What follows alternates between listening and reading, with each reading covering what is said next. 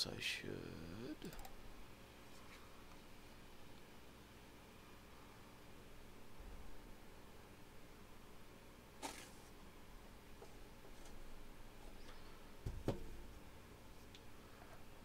Should load that.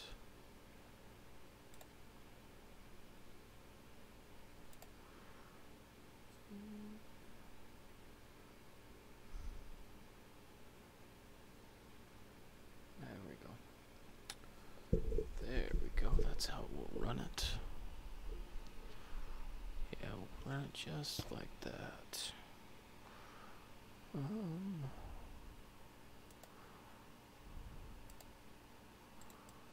Oh, I failed. Okay, we'll just run like that. Let's see.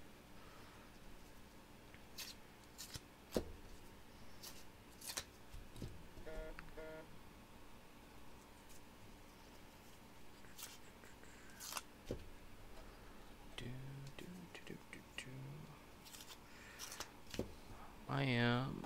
Hey, Lincoln. How goes it?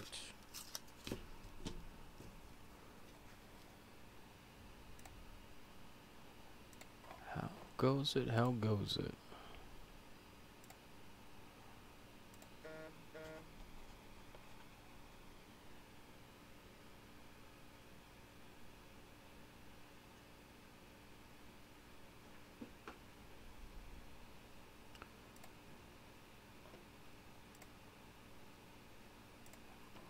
There we go. That's what I'm looking at. Perfect. So I am just wore out. Yeah, no, I feel you, man. This week has been a long week, and I'm ready just for some relaxation. So I end up getting some coins at the bank, not the one that I normally go into, but another branch, because the one that I normally get my coins from didn't get their order of coins. So I'm in my my second set of rolls, and this is what I got out of my first set. My first set, I already got a buffalo. So it's a slick buffalo. It's a post 1913. So I have no idea. What date it is, but to have a buffalo, and that came out of my first roll. So out of my first 5 rolls, I already have a 41, a 49, and a 46. So I think that's doing pretty good. So I kind of expect that there will be silver in here if it's starting out with a buffalo. So we'll just have to see. So I just jumped on. I didn't really see a whole lot of other people streaming. It's been a while since I've done live streaming, so I thought that at least I would throw one on and just see, how many people showed up, and talk about nickels, talk about some of the stuff that I found, talk about what I'm looking for, because that's one of the things that I have not seen very much of, is with the nickel hunts. There's really not a lot of what people look for, because there's a lot of $50 streams, there's penny streams, and that's fine, and there very well may be some nickel streams, so I'm not knocking that by any means, but I don't know that there's a lot of learning and teaching about what to look for. This time of year, people cash in Papa Stash, yeah, for sure.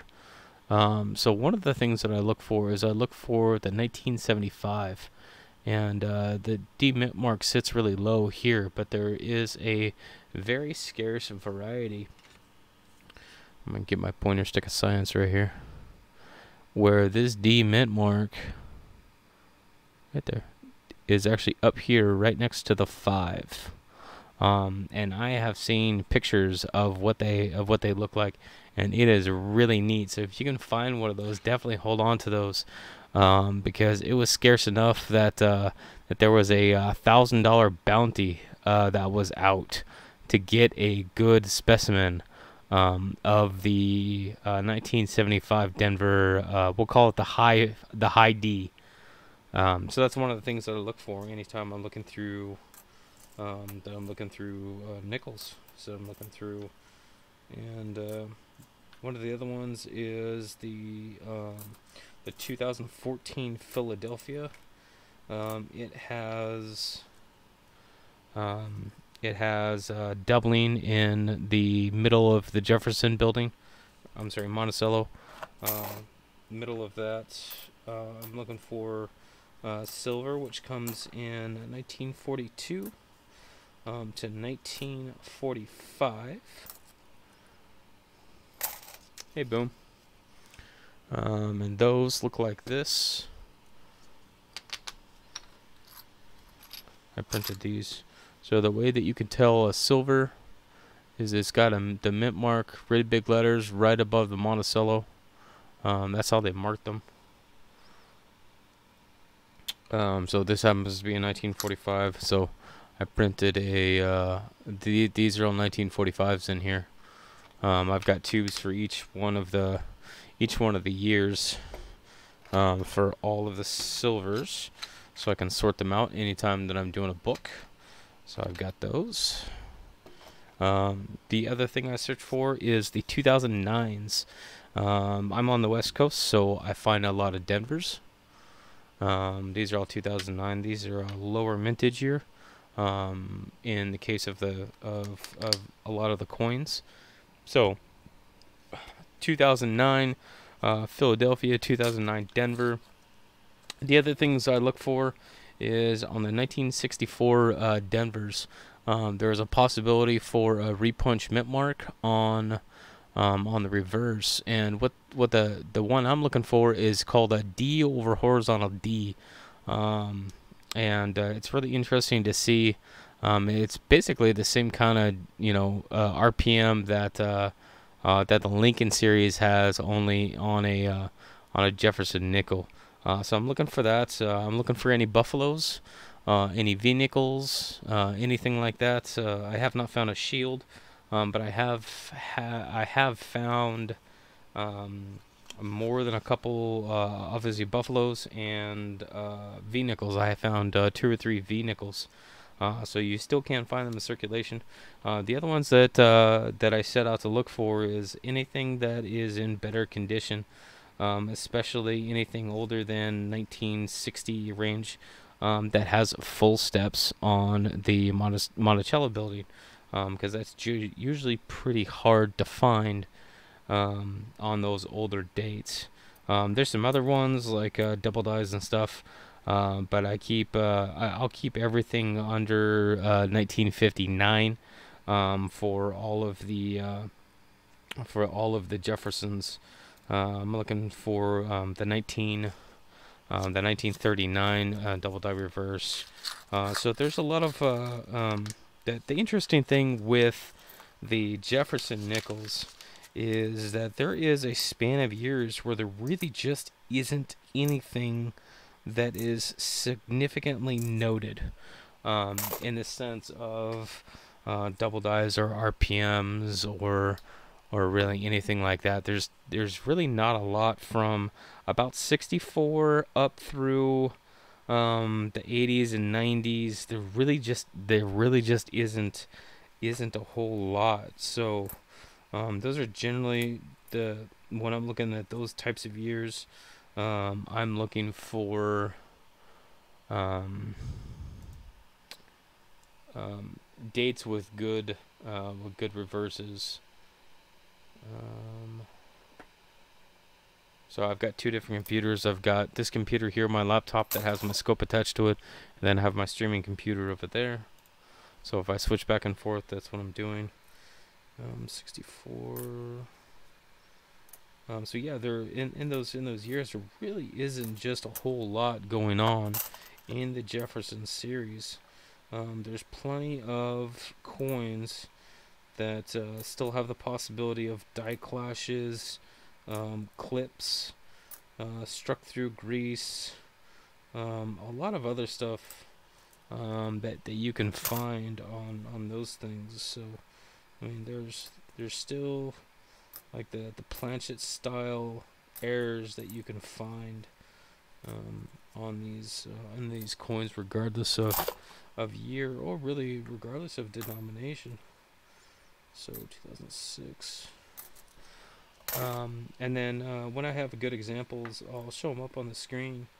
But the Jefferson series seems to show die deterioration differently than the Lincoln series. It shows, instead of just being like one side or like having flow marks, the Jefferson series really just it kind of flows all the way out around it, so that it does look like that it significantly increases the size of the devices, but it's not actually doubling, it's actually die deterioration.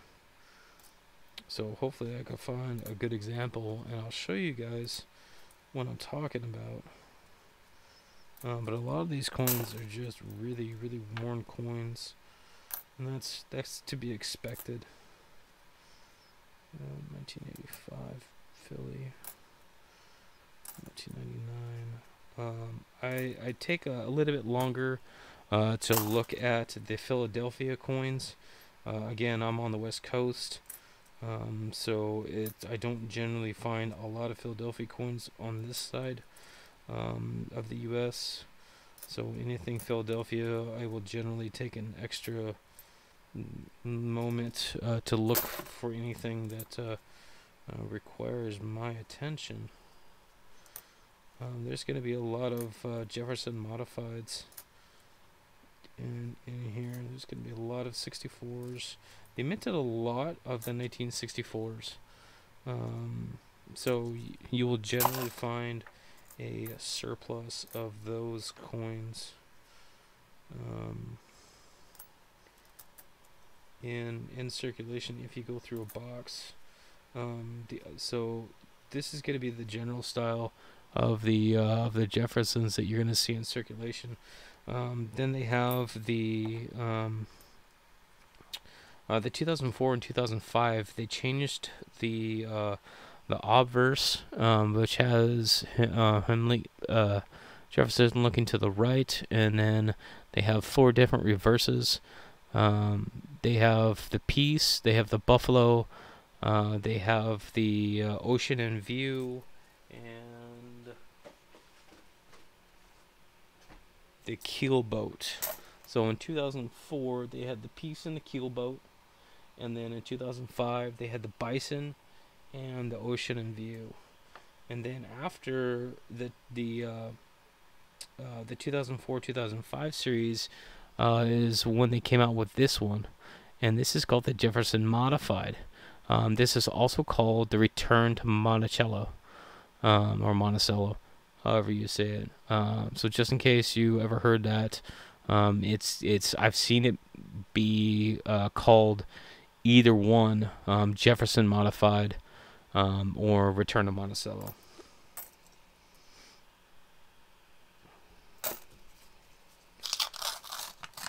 So in terms of speaking about the age of coins,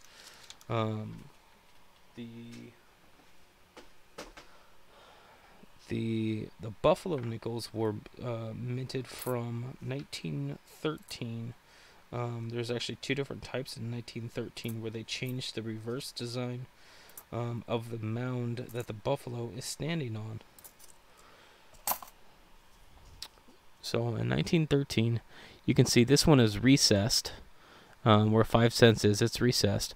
Well, if you have a 1913 type 1, it has the full mound. This is not recessed. Or yeah, this is actually so on the type 1, these letters would actually be incuse into the mound and not sticking out like they are here. So this would be the Type 2 version of the coin, which stayed all the way through when they ended in 1938. 1938 is when they started striking the Jefferson series, and the Jefferson series continued until the 2004-2005, where they changed the reverse designs. So there's your history lesson on the Jeffersons. So you can still find the same type of proofs and other coins, SMS set coins, in circulation, just like you can find, in the Lincoln pennies or anything else. So generally I don't find too much, but sometimes it's just really fun to come across something that's different. So the last box that I actually had a clipped planchet. I had, I think, 2 silvers and a buffalo. And really it just depends on your circulation area. 1964, 1917. Okay, so this is the Bison reverse of the 2005. So the 2005 Denver, which this happens to be, what you're looking for is you're looking through for spearing right through his back. And this one does not have it in it. And what that spearing is that it's a die gouge, on the reverse design of the coin, and that's what creates that spearing.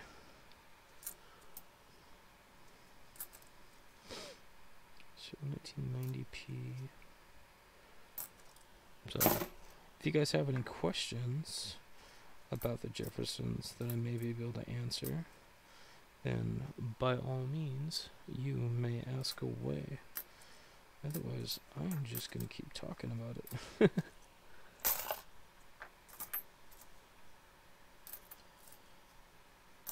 So I have found proofs before.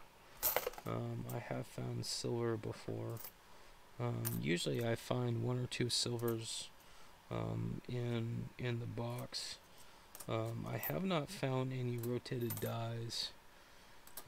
I have found clipped. I have found struck through grease. And I have found the low mintage strikes.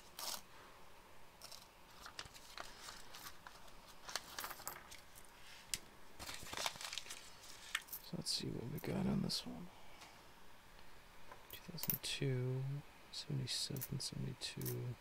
I try to keep a look on the 70s, because they're generally a little bit harder to find. There's a 54S. Let's check the reverse on this one. There is a 54S over D variety that exists. I'm gonna have to look at that one later, because there's a little bit extra underneath the S, but I can't see what it is. So yeah, I'll have to check that one later. But that's cool. So that's my first 50 so far, and I'm only what was it, 10 rolls in, 11 rolls in.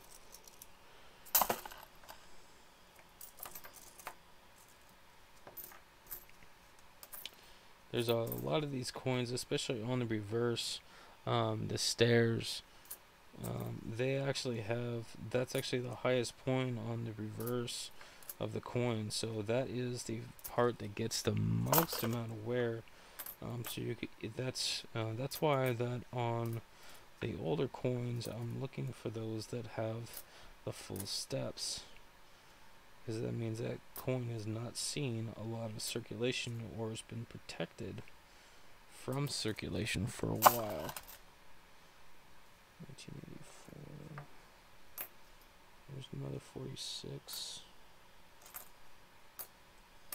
2007. And of course, there's going to be a lot of newer coinage as well.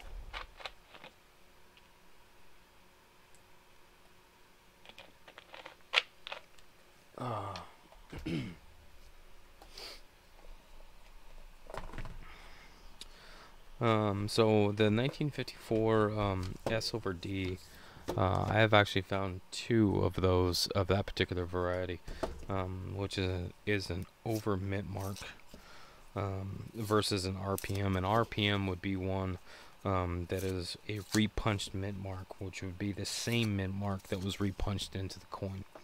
An OMM is an over mint mark. So how that occurs, say we'll talk about the 54, is there was dies at Denver that had been struck with the Denver mint mark. Well, San Francisco needed dies to continue striking coins, so Denver sent some of their dies that had already been struck with the D mint mark over to San Francisco. So San Francisco had to punch their S over the top.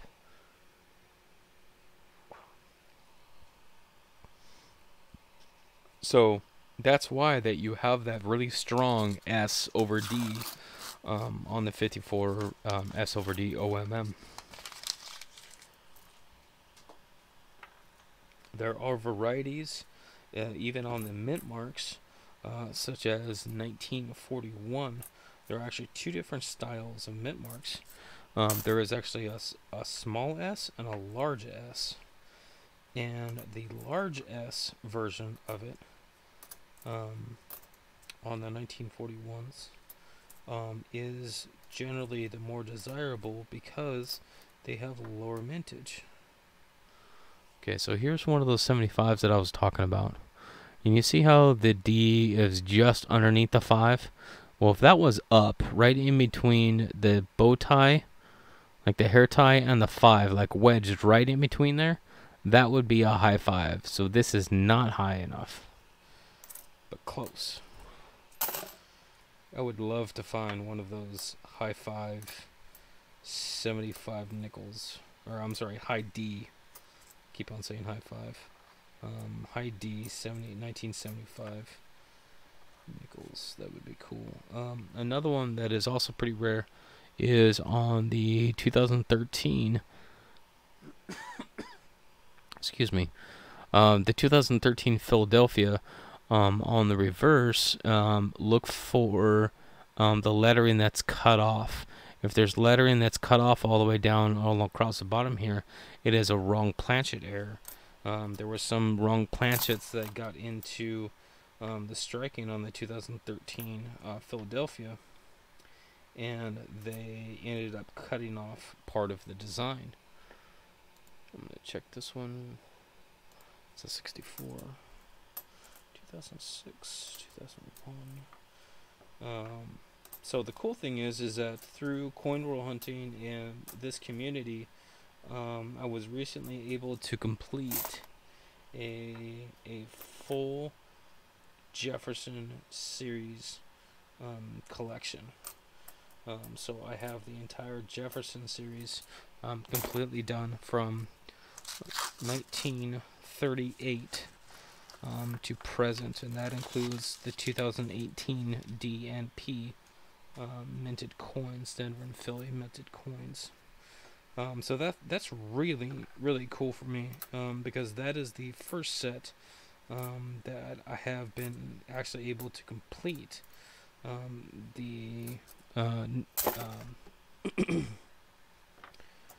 Excuse me, the Lincoln series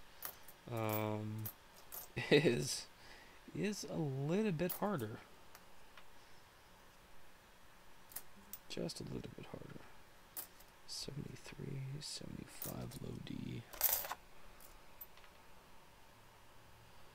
Yes, I am the guy that 3D prints stuff. It's one of those things that I do a lot of it. It helps out my uh, my coin stuff very much, because I don't have to go to the store and get tubes for coins. I just print them. And that saves me a trip from going out. And the best thing is I can customize them for doing anything that I want. I can do them for dimes. I can do them for pennies. I can do them for $half. Here's a tube that I have just for storage for $half. Just because I needed a tube for storage. I have some for. There's somewhere. I made some big ones for Eisenhower's. To put Eisenhower's in tubes. That's yeah, no, I very much like that. It is a lot of fun. Yeah, there we go. So there's a really good looking. This is a 1940S. So that's really cool. And the one thing that I noticed with my circulation area for nickels is that they are not searched very much. So there's a lot of stuff that I find in nickels, like buffaloes, like 2009s, like silver, that people don't search the nickels. I know that there is a guy in my area that hunts $half, and he does about $4,000 at a time, which is outside of my capacity, but it doesn't mean that I can't find other things. So I do pennies, and I found a lot of cool pennies. I found a lot of double dies. I have one or two of the 1972 double dies, which I'm really stoked about, because it's one of those that it's so obvious of what it is that you almost don't need magnification or anything with it. Look for sparing, no sparing. So there's a lot of things that you could find that if you don't have very good luck with one denomination, you can always try other denominations. But the thing is that you can actually just go in and just get like $40 of, like, you can get some quarters, you can get some dimes, you can get some pennies, and you get some nickels, and basically just do a test run of coins and see what kind of coins that you get from whatever branch of bank. And if that's something where you can find some pretty good stuff, just out of that small sample. Here's a 1952 with, looks like a lamination on it. Lamination peel.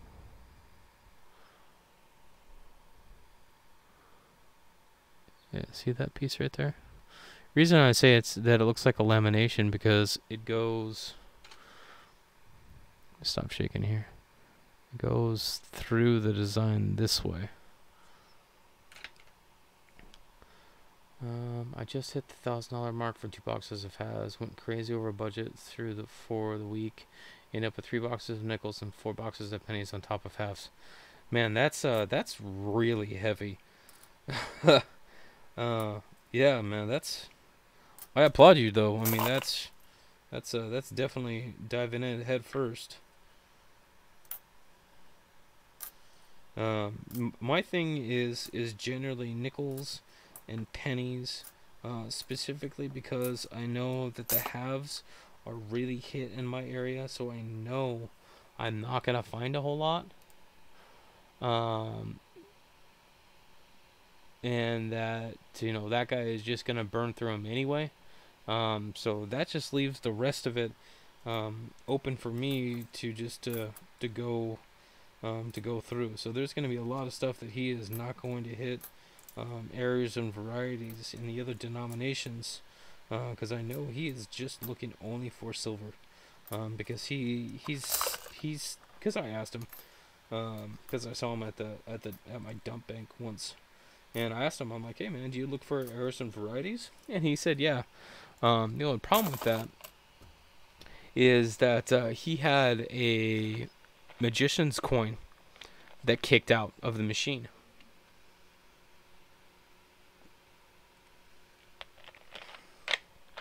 And it's generally pretty hard to miss those magician's coins, because if you're flipping them over, it won't sound the same. It'll sound very, very hollow, and it'll be like a dead thud. It won't be a ring.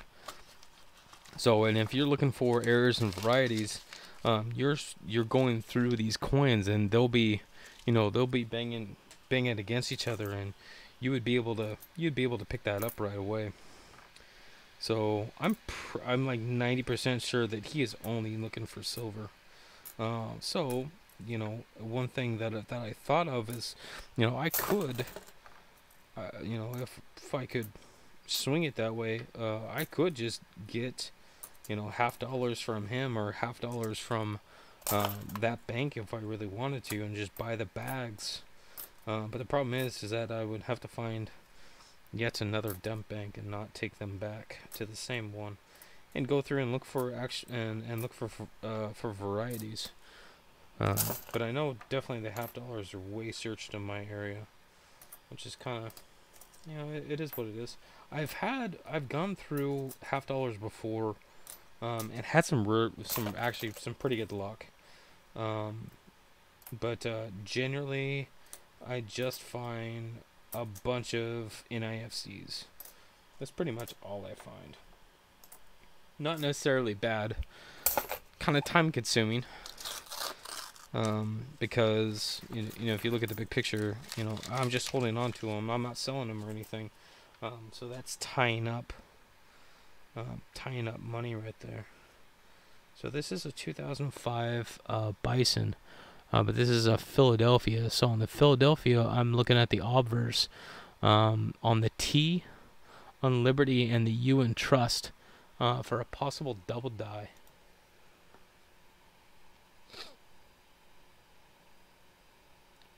Nope.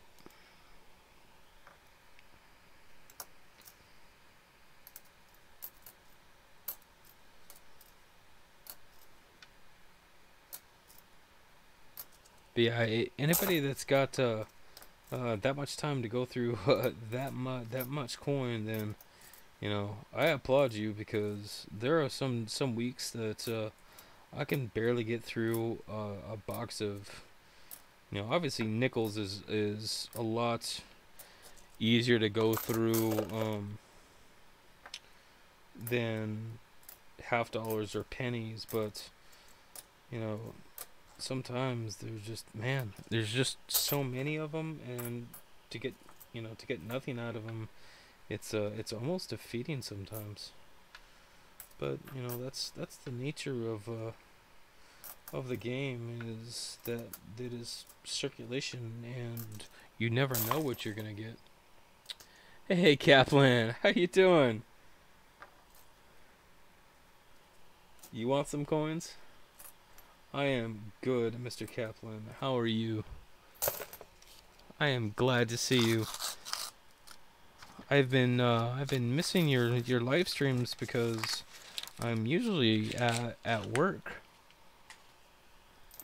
when your live streams come on. So I apologize that I'm missing your shows. But I try to catch up when I can.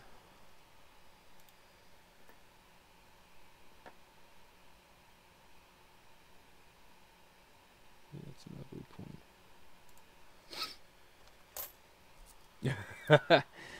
I've been trying to.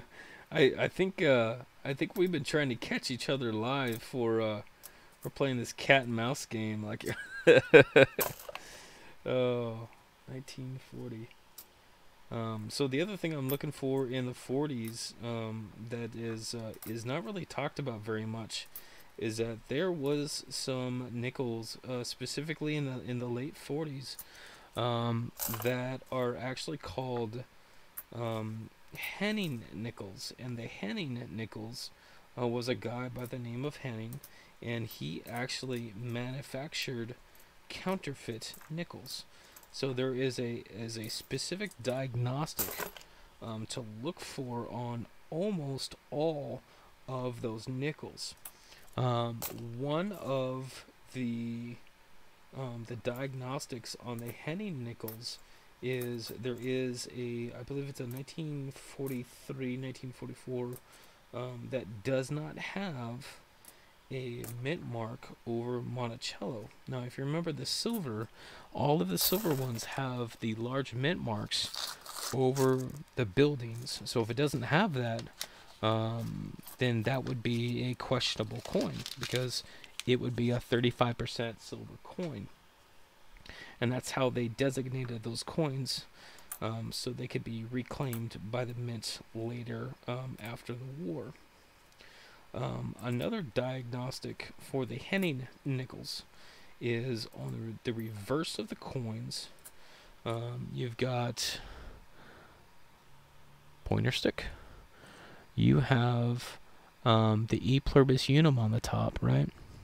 So right here on the R, there's like a piece that is like, it looks like that there's a defect in the die where it's like missing a bit, so that bottom leg on the R is blown up. There's a hole in it. That is a die marker of the dies that Mr. Henning was using to mint his counterfeit dimes, or not dimes, counterfeit nickels. There we go. I got to talk about the right denomination right now. That's pretty awesome. So I have not found one in circulation. I know of Ken Peavy, who has a Henning nickel, and it is really an interesting find. I'm pretty sure that he purchased that one.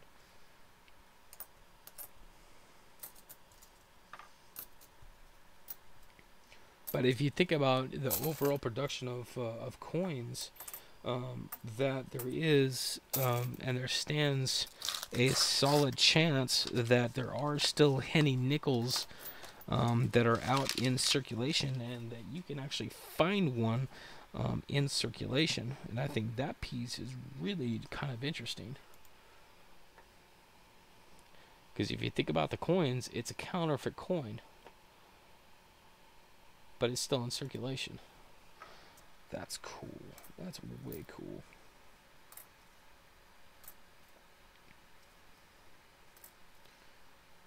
So generally I see the silver ones that have, they're pretty usually worn down. They'll have a darker color than the rest, but I've had some that haven't tarnished as much. Hey, JC. Some of the silver that haven't tarnished that much, so it looks just like a regular nickel. 1973. So I'm hoping that that I can get enough of these ones that I found in good condition and actually build a second set for the Jefferson series. I know that one coin that I particularly had issues in finding was the 1971 Philadelphia. And the part that I really don't understand is that the 1971 didn't have a low mintage by any means, but yet it's for me. I mean, it's taken me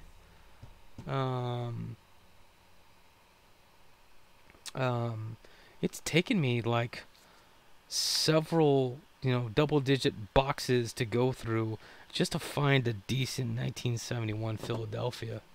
Kaplan, can you send me an envelope for Xmas 1 star and worth anything if you have heaps of?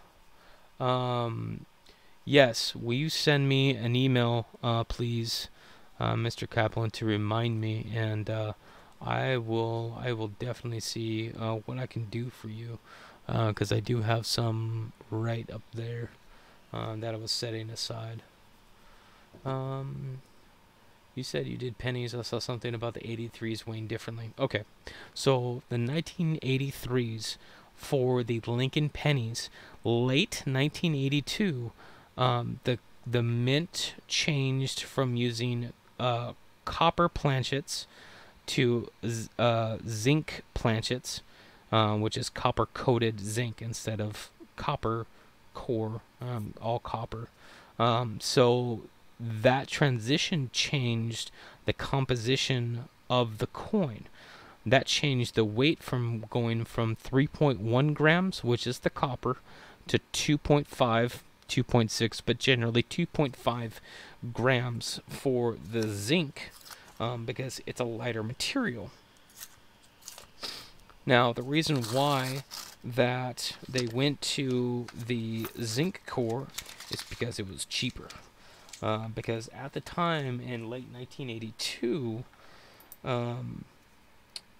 it was costing more than a penny to mint a penny.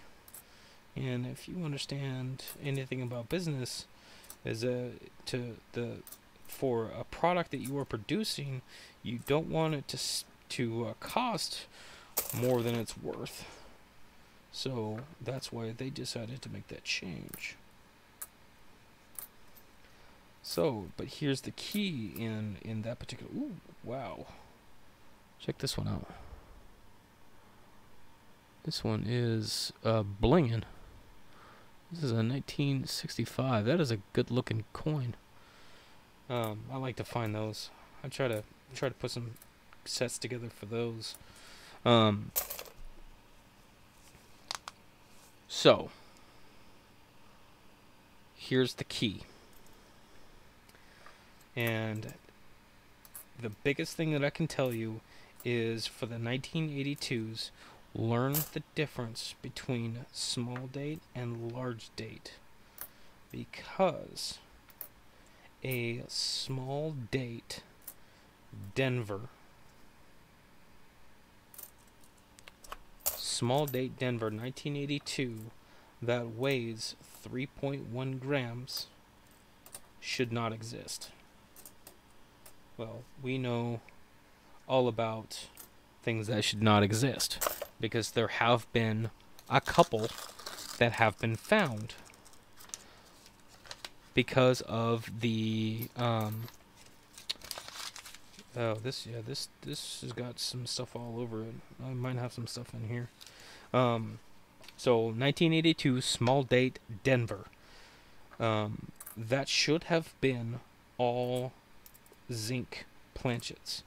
Some copper planchets got into that batch and therefore were struck on the 1982s. So by all means, you want to weigh your 1982s, because 1982 you will have a general mix of 7 varieties for the 1982s. That is between small date, large date, Denver, Philadelphia, and then zinc and copper. So if you are putting a set together, then you have to get all 7 varieties.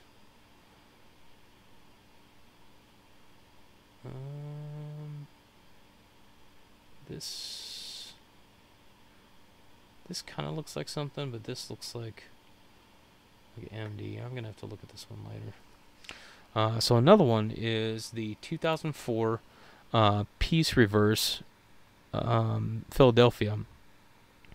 There is a variety known that is in the Cherry Picker's Guide to check the P and the dates, the 2004, for possible doubling. So yeah, 1982s.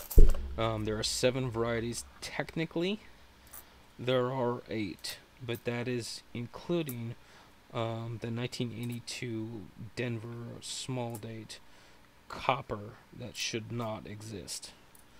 So, but otherwise, if you were building a set, you need all 7 varieties, which is kind of a pain because then you have to go through and you have to weigh them all. So if you were looking through pennies, I encourage you to get yourself one of these bad boys. On this little scale, you just turn that bad boy on, and what I usually do is I weigh them out in 4s.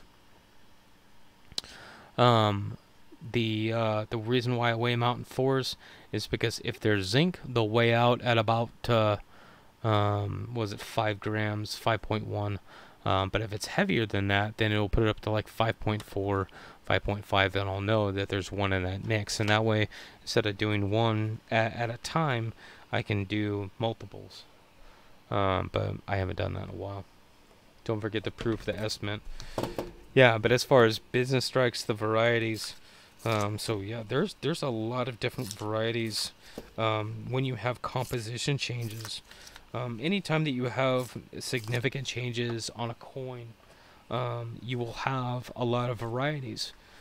So take for instance 1908. In 1908, it was a double minted year for the cent, for the penny, because you had the Indian heads and you had the Lincolns. So the kicker on that is that not only do you have the both the 1909, yeah, I'm sorry, the 1909. So in the 1909, you have an Indian head 1909, then you have a 1909S in the Indian, and then you have the 1909 non-VDB Lincoln, the 1909 VDB Lincoln, you have the 1909S, and then you have the 1909S VDB. So there are just a bunches of different varieties that you can have in a single year. And that's all is with when you have significant design changes. And that's crazy to think about getting, all of those different coins, so many coins. Yeah, absolutely. And the kicker is that the 1909 SVDB, the mintage is tiny, it's minuscule. I think it's I'm gonna have to look it up now, but I know it's in the thousands. It's not even in the millions. Oh look, I got a red book. Hold on.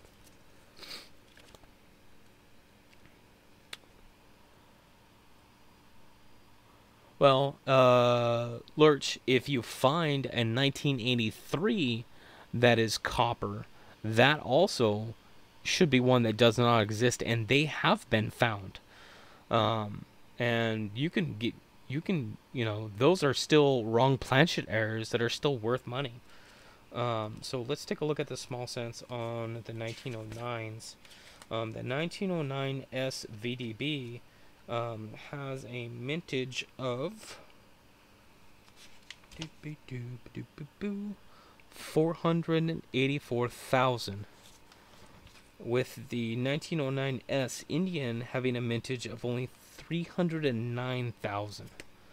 So their mintage on those two are tiny compared to the millions of the other coins that were minted around that in that same year.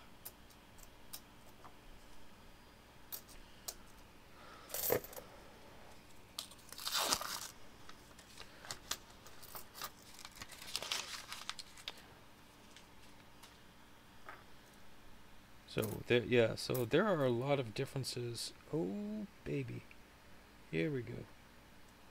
This is what I'm talking about. 1939.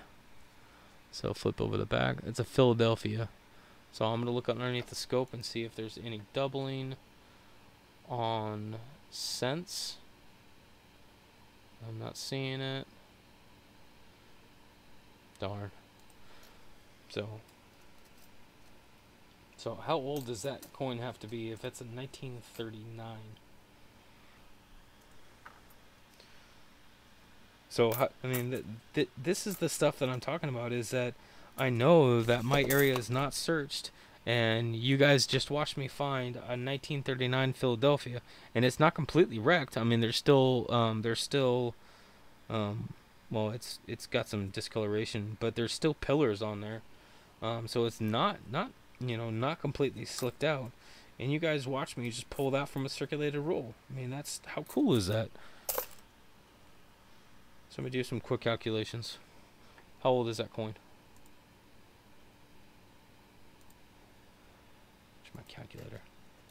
I'm gonna calculator it up right now. 2018 minus 1939. 1939. 79 years, is that right?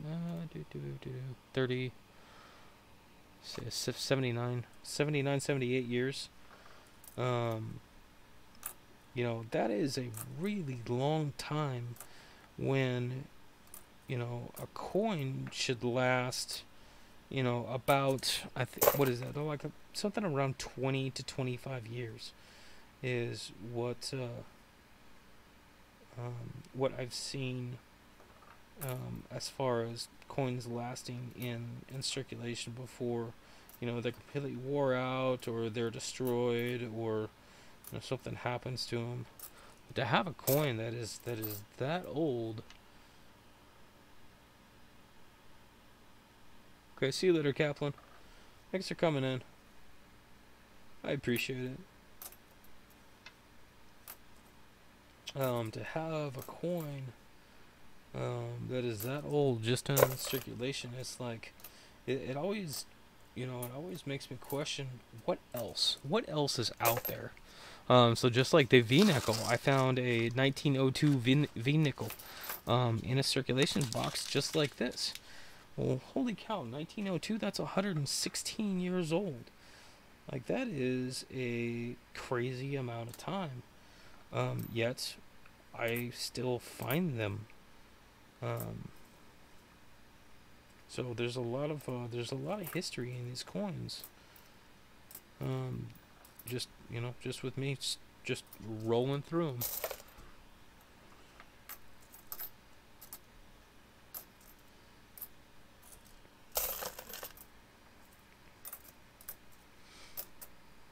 So there's a lot of these coins that are the newer ones. The Jefferson modifies, the 2014s, 2015s. Generally, there's going to be a ton of 64s. There's going to be a ton of. There's going to be a ton of 80s and 90s. There's going to be some 70s, a few 60s. But I'll tell you what. Almost. Hey, Spitfire. One of the things that I've noticed the most is in 2006. 2006, whatever the mint did, they did coins right.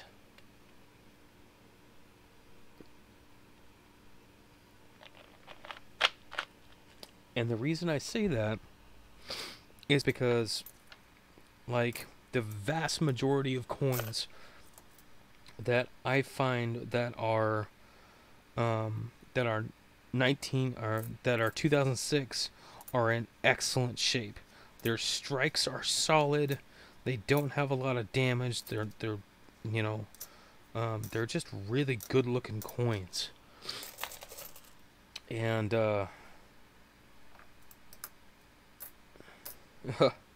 okay, there's my Canadian. Okay, so there's my first foreign. 1988. Focus. What if I do this? Now it's going to focus. Yep, there you go. 1988. That 2006, all the strikes were beautiful. So And it goes like that on the Lincolns too. That all of the strikes on the 2006 Lincolns are pristine. So whatever they did in 2006, whether it be the washes that they used or anything like that, the mint needs to do that again.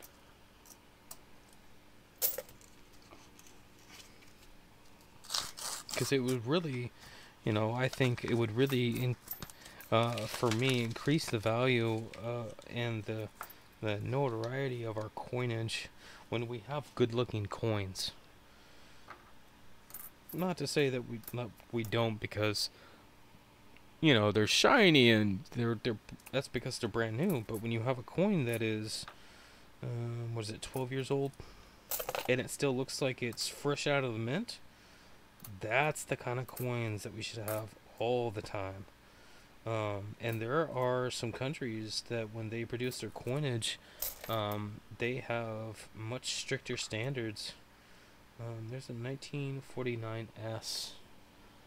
They have much stricter standards when it comes to their strikes, and they look, much stronger.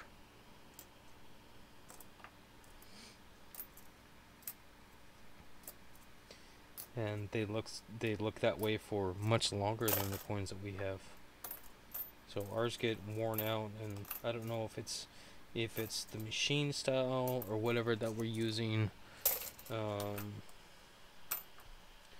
or just the type of coinage, or if because of how the coin is made. Right now it's a little bit flatter than some of the older coins that really was the disc shape. The disc shape has the rim as the highest point, and it really protects the entire design of the coin. For example, the Canadians, the Canadian cents have a much higher rim that stands up over the face of the coin, and that has protected the design of that coin for a long time. And a lot of our coinage, and you can tell, is much flatter, and that way it sees wear pattern a lot easier. Coins are the legacy of politicians nowadays. They want their picture on the coin first while they're alive, and they can't have it unless they have an active Congress. Yeah, like I've listened to podcasts, and I've even talked about on live streams before, that I think that the U.S. has lost its art of currency.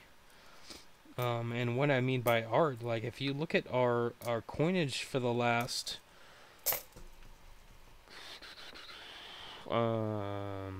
60 years, it's very plain. Like, and I understand that there are certain things that they have to have on the coin, because that's those are the rules. But take a look back at the Morgans, and take a look back at some of the other coins that have those those really beautiful designs, and we've just gotten away from that. And I think that we should get that back. We should have more art and art design on our coins.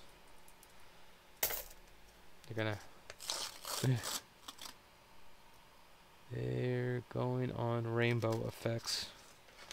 They didn't used to have that.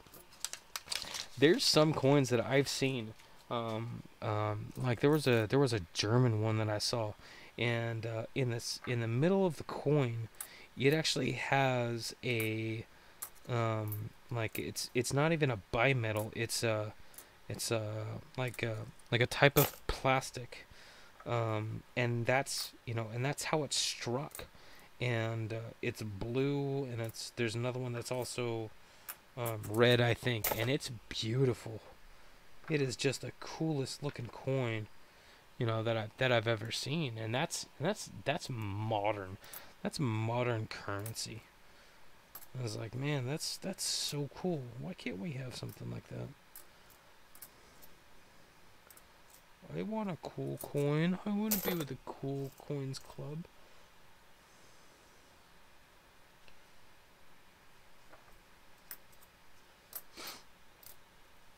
$2011, 84, 2003.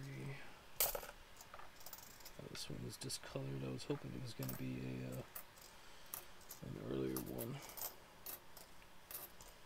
89. See, a lot of these coins are just, they've been through the rinser. That I understand, but the way they've painted rots in a jar.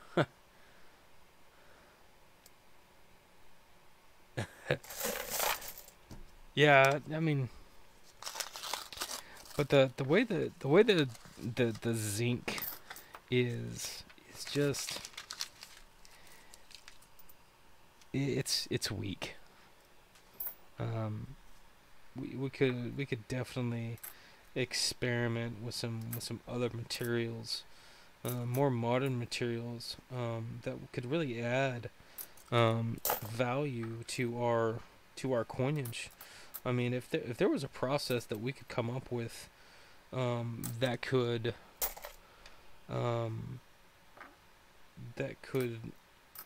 utilize recycled materials to strike coinage. Here's a 1941S, and it would be super cheap if you could recycle that material. I mean, at least I would think off the top of my head. I'm sure there's other things that go into it, but that would be the way to go. What gives coins toning?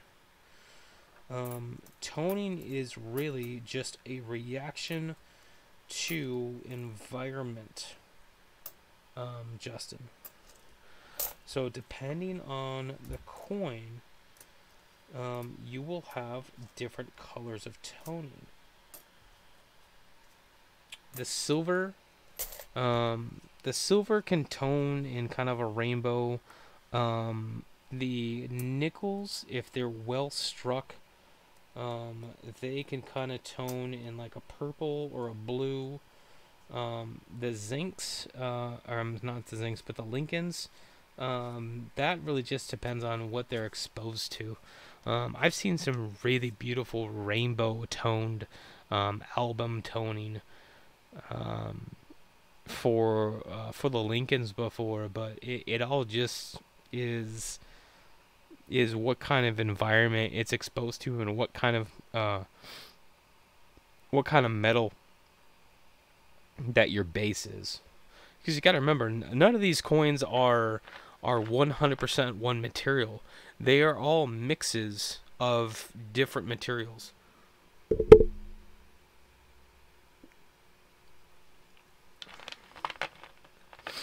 I have toning on Morgans and Eagles. I love toned Eagles and Morgans, and there are some that I've seen pictures on that I can't even fathom how that those were created, and they are just gorgeous. The problem is that they're also very expensive, because one of the biggest things that you got to think about is that, so if you can find a toned coin, that is legitimately toned, not artificial, and it's from in an album or something like that, the idea now is to preserve that coin as it is. So, and that is a key. Is how do you preserve a toned coin? Well, you could get it slabbed by one of the grading companies. That could possibly be one way. You can get it conserved. There's another term that they use, that they conserve the coins. There's a couple of the grading companies that have that service. Or you could just keep them out, or keep them tucked away, so that they're not exposed to any kind of light, any kind of UV light. that would get them to tone more than what they already are. But yeah, that's definitely once you find one, what do you do with it? So there's a couple of things that I've heard as far as like I guess cheap ways to keep them is you put them in little. I don't have very good examples. You put them in envelopes, just like small envelopes like this. Smaller ones, per coin, and you make sure that no light gets to them, and you find a paper that is like an archival style that doesn't have chemicals in it, so that it won't react to the coin, and just keep that all good and tight, and keep that away from the sun and from everyone's prying eyes for the next 30 years, and see if it retains. 1964. Here's a D. Let's take a look at that.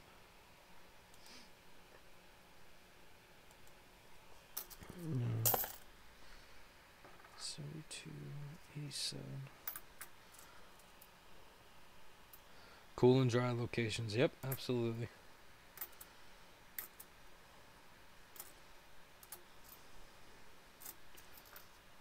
Cool and dry locations, and outside of any light, any UV, any visible light, because that exposure to light can change the reaction that's going on. Because remember that that toning is a chemical reaction to environment.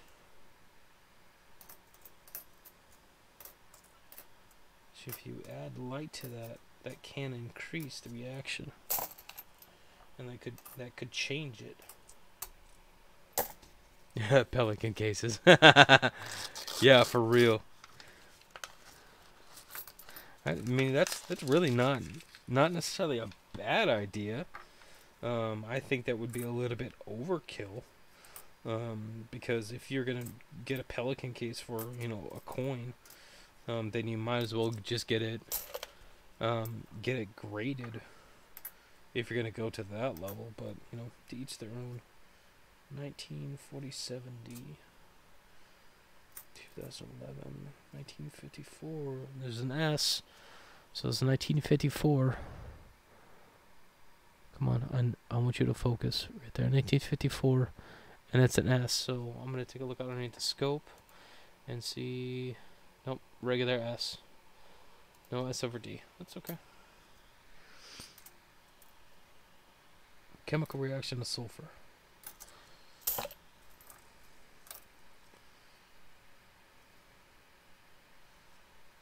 That's not a bad one. It's got scratches in the fields.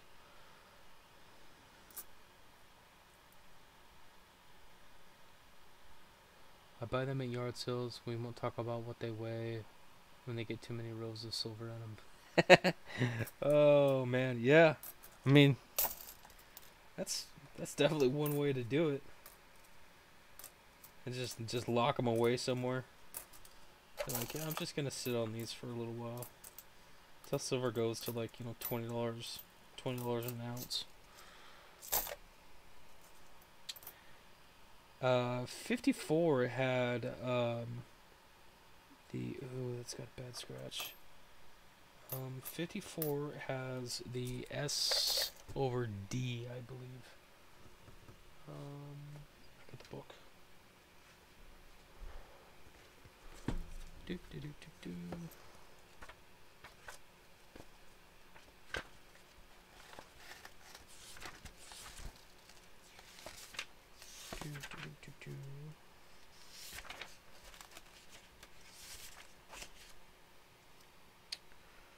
Okay, 55 has the D over S.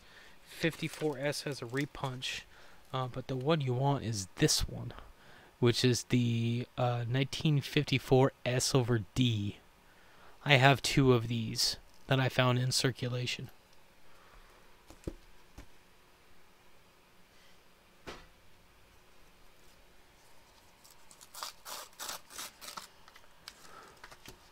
Rafters are the driest place I can think of. Yeah. Yeah, for sure. There's nothing wrong with that at all. That's a great looking coin. 86. No, it's all good. I mean, you had the right information. And there's actually only a couple of years that have the over mint mark. Oh dang! Check this out. Womp womp. 1939. Look at all that detail. Flip it over, and no, it was just a Philly. But that's number two.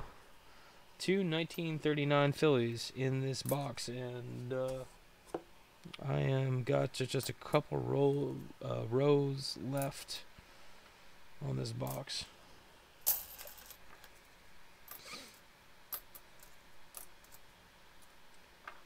Oh, what's that? Oh, yeah. You guys are gonna like this. Yep, 100%. That right there. Focus. Focus. Okay, really, focus. See that? It's a 1985 Philadelphia with a cud. So this right here. Okay, come on, focus. It's the only thing in the lens. Right there. See that extra bit right here at the bottom? That is a piece of the die that is actually chipped off completely. So with that piece of the die missing, then there's nothing there to push the metal out of the way. So right there is a 1985 P Philly cud. So I thought it was a rim ding at first, but then when you look at the rim is solid. The rim is sound. That is a cud. That is my first nickel cud. That's awesome. So you can have die chips and die breaks that go the die breaks that go all the way from rim to rim. That is a retained cud. Basically, it's the piece of. I'll show you guys a blank die. It is a piece of the face of that die that has started breaking away, but hasn't broken completely off. So here's the thing with the 1985 cud. So how long did this machine continue striking? This die in this machine continue striking coins until they saw that that die was broken and took it out of service. Does that coin bring a premium? Some can. Generally, if you find a cud and in a coin that has better condition than this one, because if you look at this thing has got scratches, and like this thing has been like demolished pretty heavily. It's got huge gashes in it. So this one really would not, in my opinion. Now, if you've got a high quality piece that's got something like this in it, then yeah, it would. But this begs the question, is this an error? That an error at the mint would happen once? Or is this a variety? And this particular piece is one of those that is technically both. It is an error because it happened once to the die, but now we've changed the shape of the die, which then it becomes a die variety. Does that make sense? So that's awesome. I'm gonna put that one over there.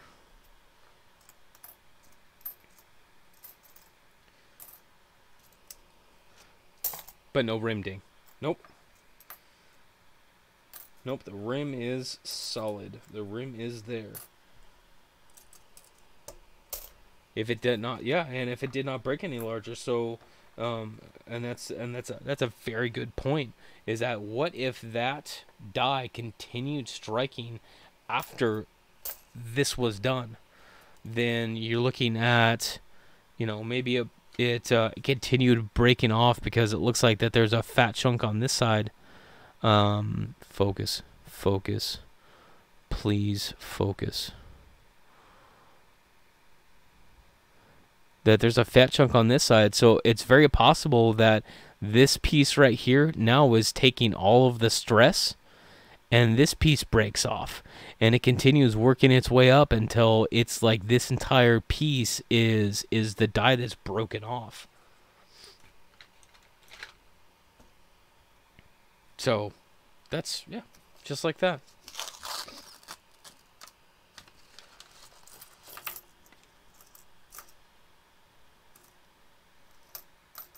Thought I heard something. Nope. Thought I heard silver in here. Just imagining things. It's okay. 2001. Just 70S. 64.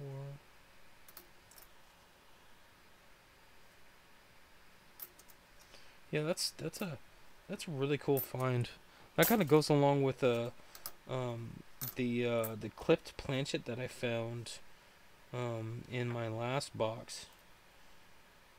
That was really cool. I mean, because you could see it. You could see exactly exactly what it looked like. I coin roll hunt pennies more than nickels. More than nickels, but when I do, they're so fun and less complicated and dirtier. Yeah, I mean,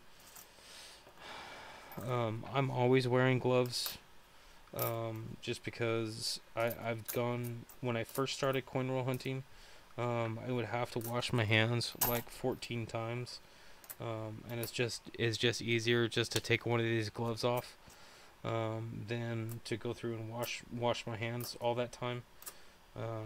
So I just started wearing gloves, and yeah, no, it doesn't bother me at all. 1986, 1964,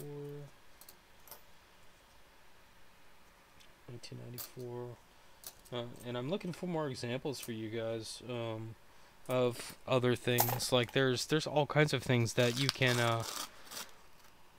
that you guys can find. There are misaligned dies that you can find. I haven't found any off-centers.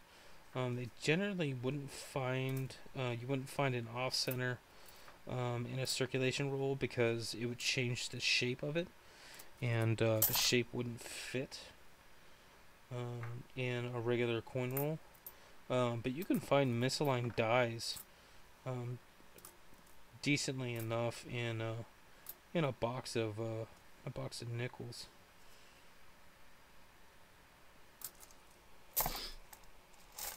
Yeah, yeah, like you get through and like your fingers are like that, and it's like, nope, okay, I'm done. Gross. Super gross. Yeah, it's so much easier just to wear gloves, and that way you can strip them off, and wash your hands once, and then just be good with it.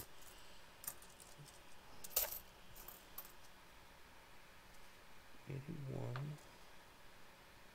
'93, '26, '90.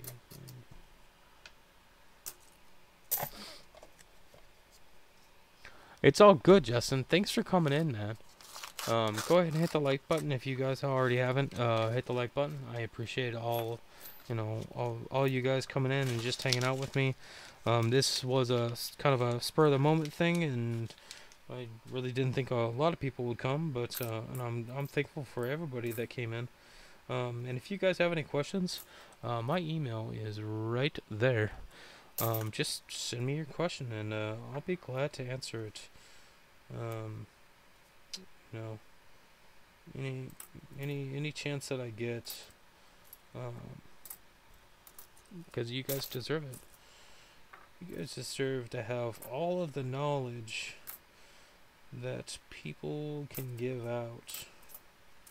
It just makes sense. Ooh, that's a 52S. That's an interesting 52S.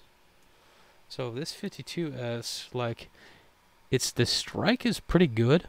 There's a lot of grime on it though. So I might soak it and see if I can get that off. It's pretty flat on the back, but it's still 52, and I don't generally see a lot of 52s.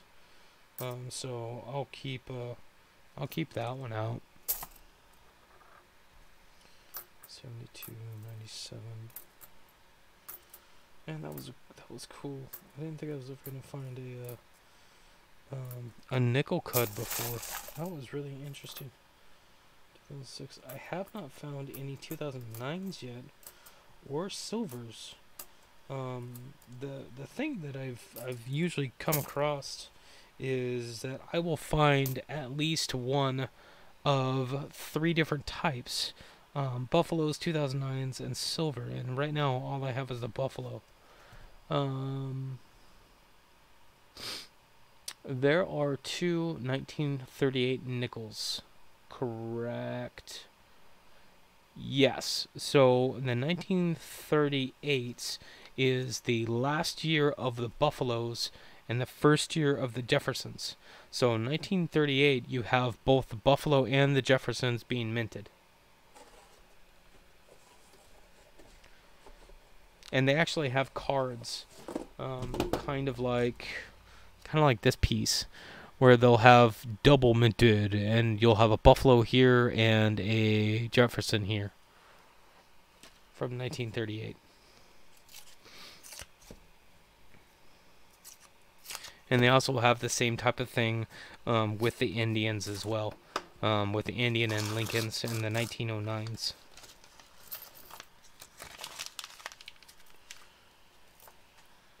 And there's a lot of coin shops that have stuff like that. And the cool thing is that that's one of those things that, if you found those type of coins in circulation, that you could put together yourself a set of one of those types, just for yourself, or that you could sell to your friends or whatever. 1939 had a slight difference on the reverse, and some of the 38. Yes, there's actually a variation, a variety, and it actually goes up to 1940, that has the reverse of 38. There's also, yeah, but it's not talked about a lot. But yes, you're right.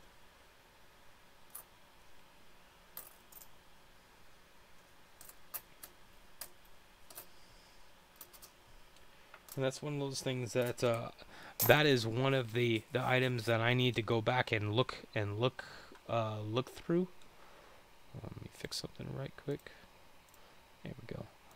That I need to go back and look through my 38 to 40s and look at the reverse.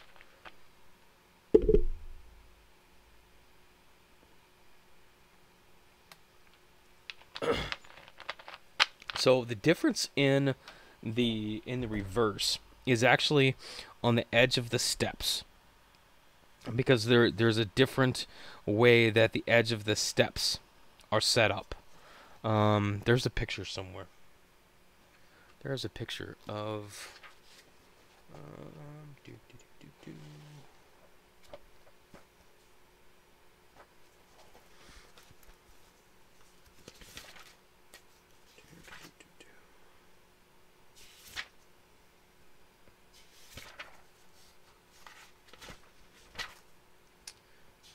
checking.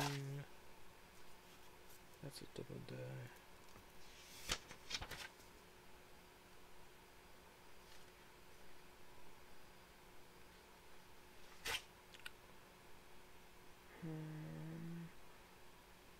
I think it was the 1939 proof and 40 proof that had the differences in the steps. That's at least what Cherry Pickers has. But if they had a design change, then that's where it came from. Oh hey, right there. What's that? What's that? That's a 1942. What do you think? Is it silver? Is it silver? And oh, it's not silver. Oh darn. But it is 1942. So this one, the 1942, this was produced in early 1942. Because the latter half of 1942, the U.S. was in the war. So the latter half of 42 is silver. So close, yet so far away. 1978, 2016 P.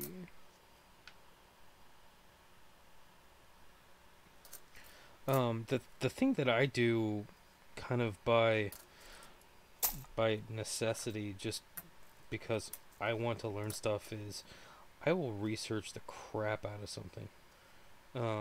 Just because, like, I'm really curious. I want to know. I want to know all the different things that you can have on all of these different coins. So some aren't silver. The Philly is right. Both the Philly and the Denver minted coins for the first half of 1942 are regular nickels. They are not silver. The latter half, I'm not sure the exact time, but the latter half of 1942, they are silver. And the silver coins will be denoted by the large mint mark over the top of the building on the reverse. And they did that to mark which ones were made out of silver. See that one right there? This one right here? This one looks like silver to me. Or something that is toned like silver. So let's check it. I'm just going to check that one. Speaking of... Oh, come on. 1945. Philadelphia. 1945 silver Philadelphia minted coin. Look at that. Yes, silver. Okay, so we have silver and a buffalo. That was just talking about silver. That was cool. So we have a silver and a buffalo. Now all we need is 2009, and we will have the trifecta for this box. Or a V-nickel. A V-nickel would also be cool. I would take a V-nickel right now. That would be pretty awesome. Right, it's very ironic that we were just talking about that, and then a silver popped up. But still, I mean, and that goes back to what we were talking about earlier on the circulation, is that the fact is that I can continually find these coins in circulation boxes, which means that nickels in my area, they're not searched. They're not searched like half dollars are. Which is fine, because I'll find all the silver. So, and if I understand this correctly, even though the silver nickels are 35% silver, the weight and size of those coins actually have more silver content than a 90% dime. The way that I understand it. Could be wrong. Correct me if I'm wrong, but that's the way I understand it.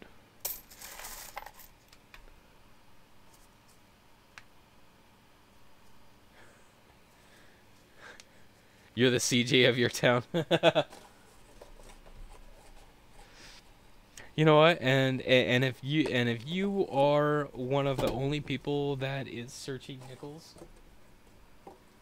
and you are finding all of the silver, that's okay. That is just okay. Gonna be better for you.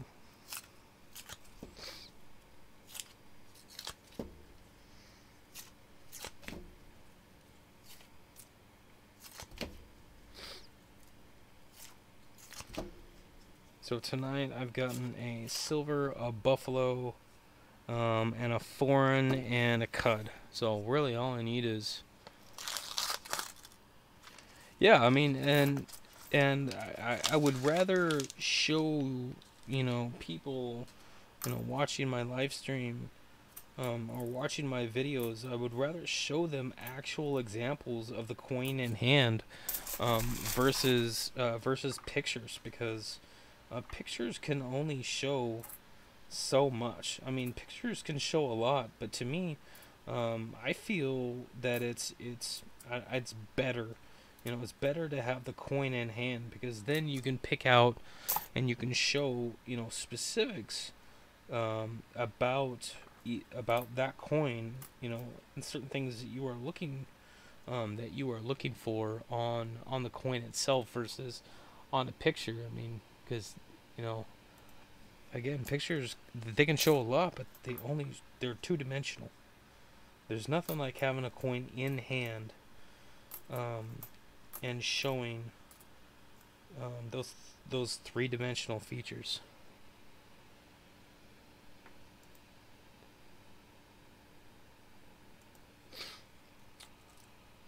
When I only have 5 rolls, I think it's gonna jinx me if I video it. Here's the thing: just do it anyway. Um, and the reason is because if you don't get anything, that's okay. It's okay to not get anything. It shows that it's real. It's a 52 Denver. Um, even if you just get, mm, like, some of the older ones, and so even if you do a short video and you just go through 5 rolls and you don't find anything, and you really just skunk out the entire box, delete the video. It's easy as that, or upload it. I have videos that I've uploaded, that I've been skunked on box after box. I had one where I think I was like 3 boxes deep, and I was skunked on all 3 boxes, and I just really just got nothing out of them. But then, a week later, I can have a box, and it's got two 2009s, a 2009 Denvers, a 2009 Philadelphia, 2 silvers, 2 buffaloes, and 3 foreigns, all in one box. And it's like, that's crazy. Like, how do you go from having absolutely nothing to having, all of that? Luck of the draw. There's nothing wrong with that.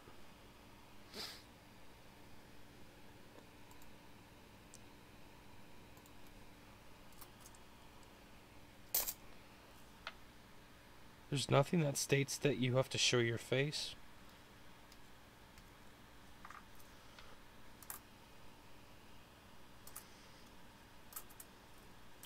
I only have one video on my entire channel, that I have my face showing. Otherwise, you only see my hands.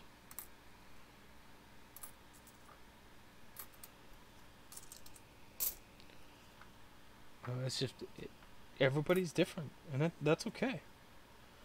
That's okay to do your own thing. You don't have to be. You don't have to do, you know, what everybody else is doing.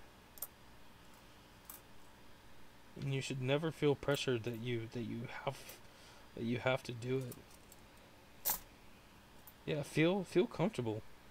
I feel comfortable just like this because, I would rather, show you guys something and have me talk about it than to have you stare at my face, because, whatever.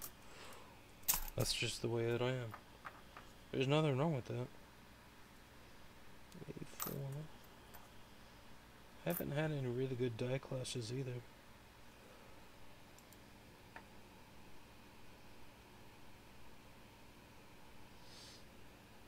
This is a 1970 Denver, and it looks like it's got like an RPM or something on it, but it's really just one.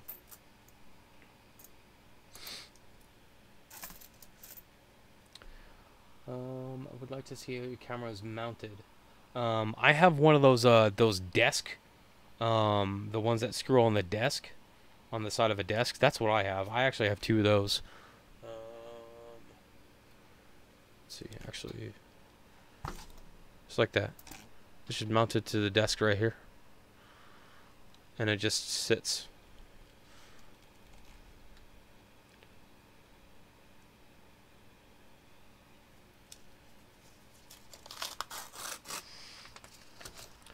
Because I actually have two of those mounts. I got them on like Amazon for like, I don't know, $10-12. They're super cheap, but they work. And so I have one for my mic that's over there, and I have the mic up close to me, and then I have this one straight over here so I can bring it straight across. Because even here I can point it at my scope, which is on this screen, and I could just tilt it up. Yeah.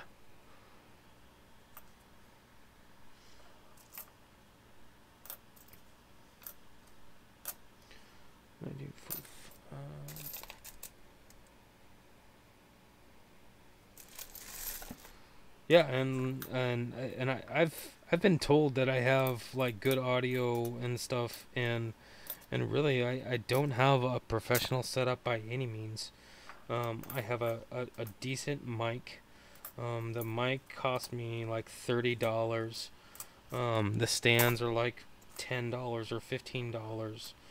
And then my computer is this budget computer that I put together for like a few $100s.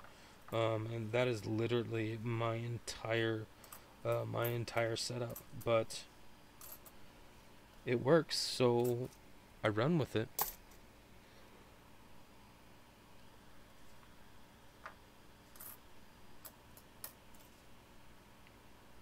Yeah, and for the longest time, I just did videos. I didn't do live streaming because I didn't know how it worked, and you just learn. You just learn as you go, and there's nothing wrong with that. You can watch YouTube videos on how to set up cameras and set up mics and do all this tech stuff and walkthroughs and tutorials, and you know that's the great thing about YouTube is, you want to learn something, go watch a video about it. 1985. 1983. Still looking for that 2009. I'm still looking. Come on, a V-nickel would be super awesome right now. Or maybe another silver. Another silver nickel would be good. I'll take another silver nickel. Or a proof. I'll take a proof. That's a great looking 60 though. Holy cow. I'll set that one off.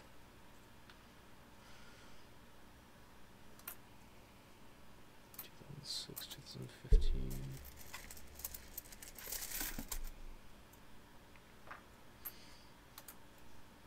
Yeah, I think it's, I mean, if you really want to grow your channel, then you just have to put it out there, and whatever it is going to be what it is, and that's fine. I'm a pretty serious gamer. My hardware's pretty decent. Actually, looking for a laptop. I like the portability, not the powerhouse of PC. You can have gaming laptops that are strong enough to do streaming, because of the graphics involved for encoding the video. But generally, laptops are not going to be powerful enough to do streaming. Generally, there are exceptions.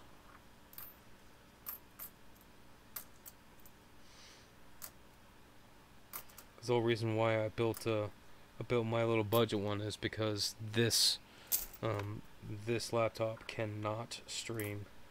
I can do videos with it, and it takes forever um, to get them uploaded and processed. But yeah, it cannot do live stream. I got another 1942, and this time it is a Denver minted, and the D is down on the side, which means it is a clad. It is not as silver.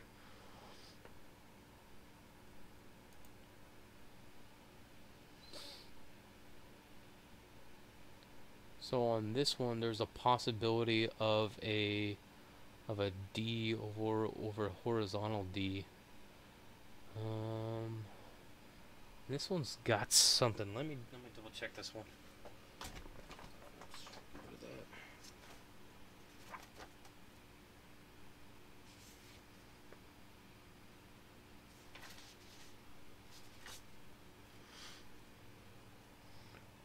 Okay, this is what we're looking for.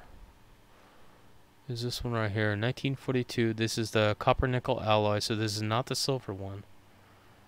And I'll show you what I got, and you guys tell me. So let me blow this up here real big.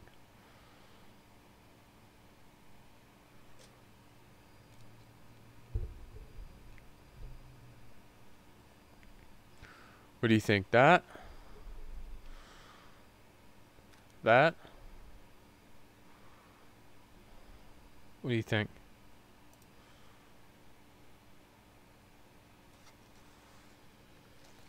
I think I'm gonna have to sit on that one a little bit and really look at it, because that is a possibility. That could be a 42D over a horizontal D. I mean, it's got the extra metal in the right spot. I don't know.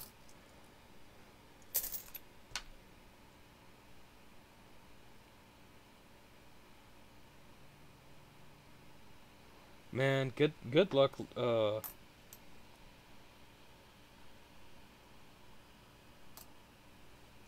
Good luck, Lurch. That's more power to you, man. What does the middle of the D look like? There is a bunch of grime in it, so I will probably have to soak it in some stuff and see what the inside looks like, or if it's just damage on the top of the D. So I'm gonna soak that one and just see what it looks like in the morning.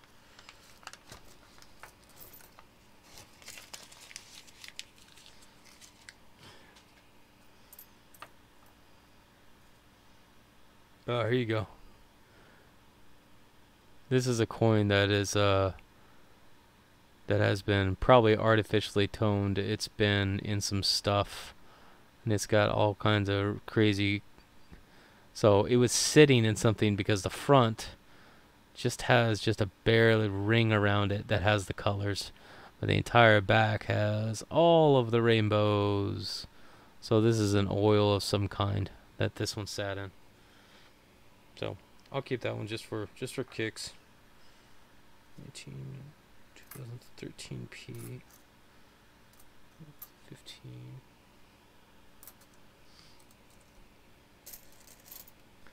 I enjoy it. Pennies and nickels are easy to hang on to, and if I don't find anything, I take them back. Yeah, and that's the best part about coin roll hunting, is that if you don't find anything, you still win. Because all you have to do is just take all the coins back.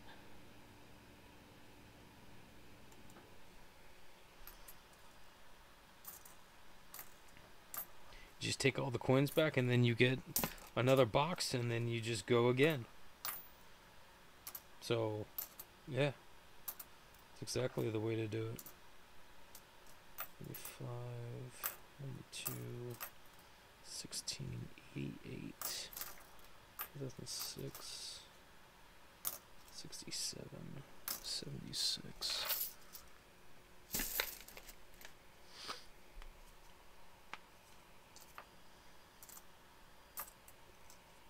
So I'm able to get coin roll.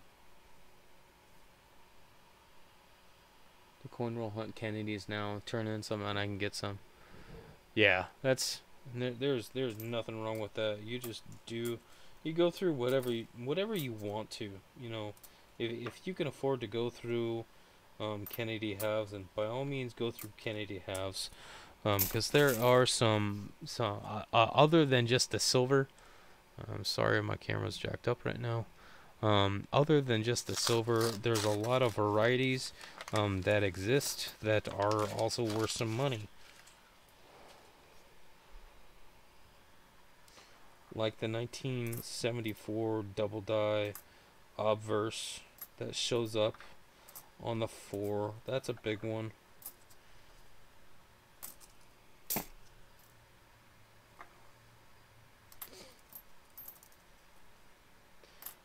I actually have 2 of those, of the 1974 DDOs that I found coin roll hunting.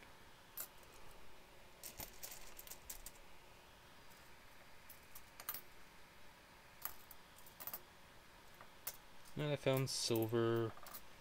You know, there's lots of.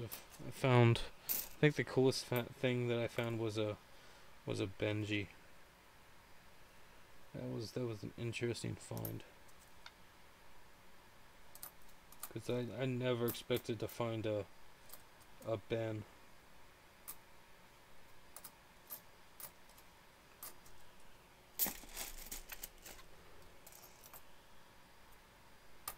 Okay, I'm on my last 2 rolls here.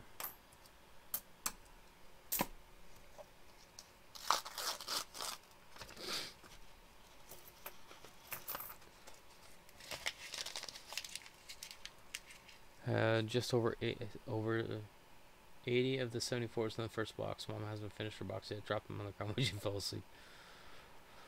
Oh, yeah.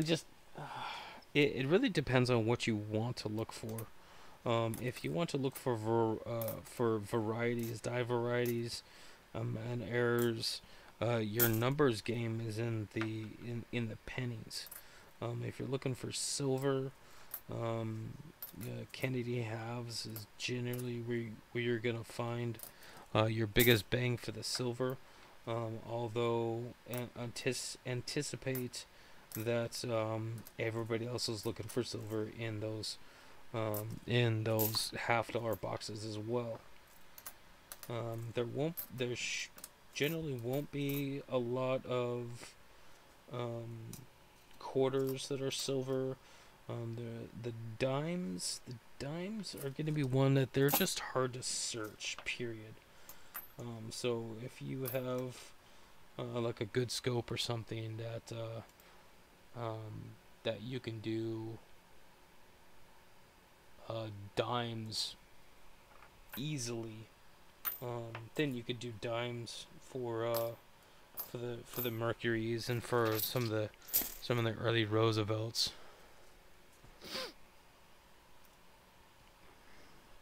So you can see the stuff that I got from this box. So from this box, I got 5 in the 50s and 2 from the 2 39s. And then this is about the average that I get of the 40s. Which really still is just crazy that I get about half a roll of 40s out of every single box. That to still, have these coins that are, upwards of 70 years old that are still in circulation around my area is it's just kind of crazy.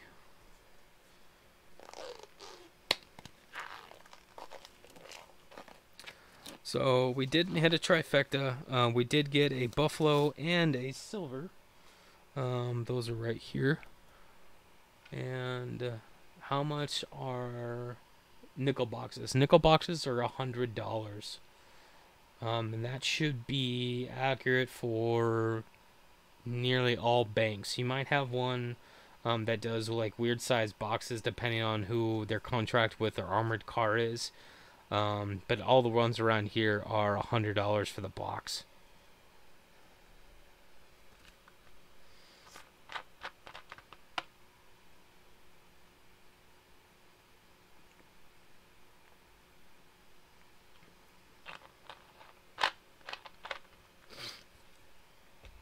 Yeah, and that's, and But that's why it's do what you can do. If you can't afford the $100 box, there's nothing wrong with that. It doesn't mean you have to buy a $100 box. You could get $20 in nickels. The Buffalo nickel is a dateless because it is wiped out. So I have a bunch of these that have no date on them because it's too worn out, because this is a high point on the nickel. So I can tell you that is a Philadelphia minted, and it is post 1913. I can tell you that much.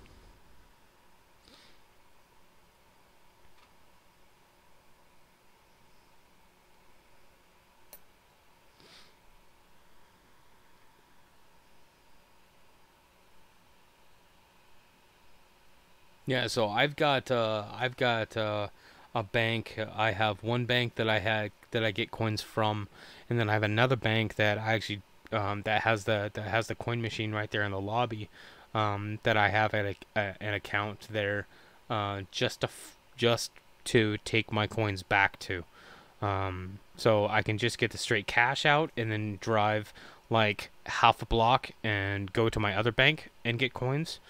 Or I can have it directly into my account. So I have options.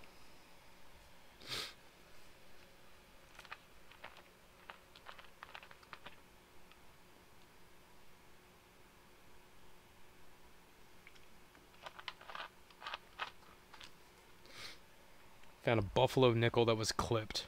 That's cool. Does it have the full date on it?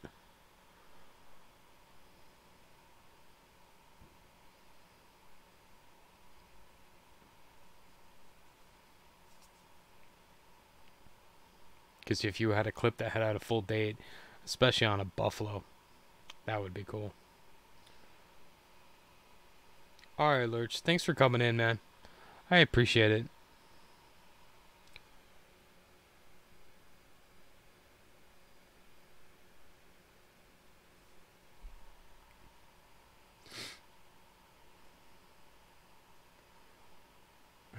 Nickels are so fun. Great live stream. Are you sure you're not from around here? Well, I don't know. Maybe I am. 1972 Type 3 Ike that is clipped. I have never seen, at least in hand, any Ike that is clipped. That's cool. See you later, Spitfire. Thanks again. Thanks for coming in. Thanks for coming in and spending some time with me. JC, I think it would be cool just to have a collection of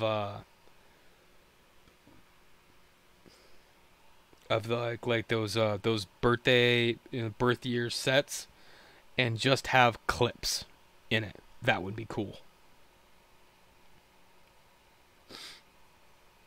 Or I guess I could just 3D print my own, and it would be the clip strip. I'm gonna write that down. Clip strip. I like that. Hey, Jamie Coin Hunter. Thanks for coming.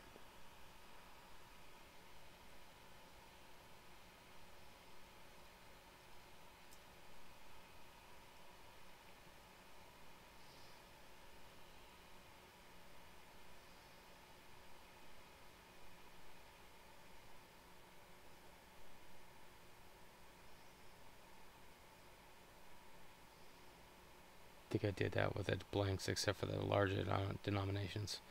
That would definitely be one of those one of a kind things, to have the blank planchets, and to have the clips, because you can get clips for pretty cheap. Obviously depending on how strong the clip is, but you know,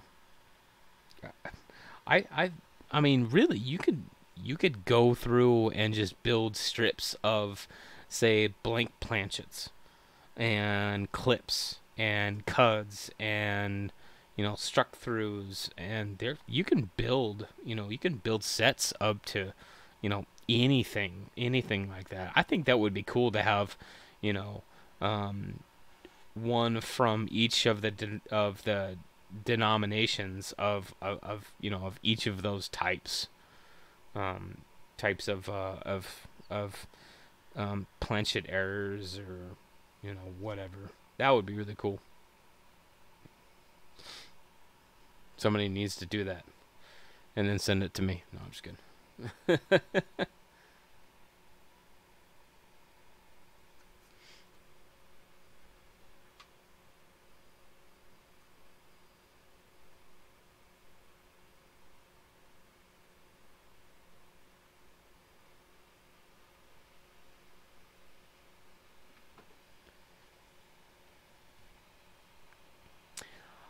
I don't know if I've seen any of your coins, JC. I think maybe, but I'm not 100%.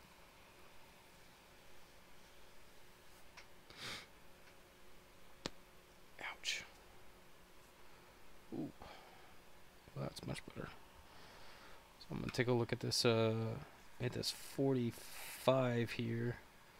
It's got some stuff on it.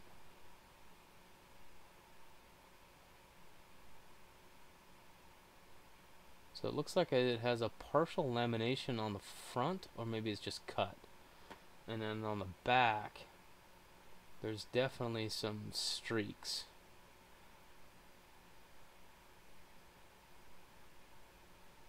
Definitely some streaks of something.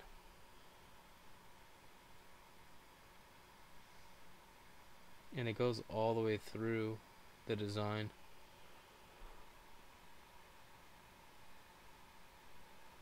Focus. It's that light. I got a light on in my kitchen that's throwing it off. So there you can see the streaks that are going through it. Yeah, just like that.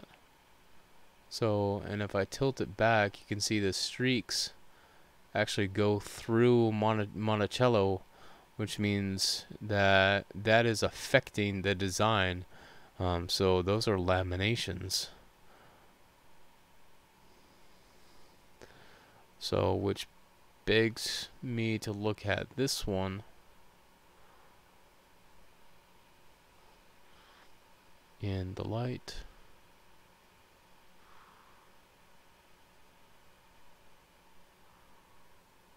In the focusing light that doesn't focus. Come on.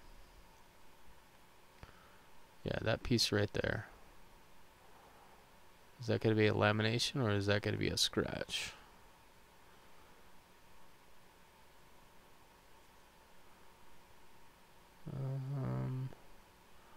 That might be a scratch, because it doesn't follow the same flow lines as the reverse, but you never know. You know what's going to get this to focus? When I punch it really, really hard. No, I'm just kidding. It's lighting. The biggest thing with these cameras is that the lighting has to be correct.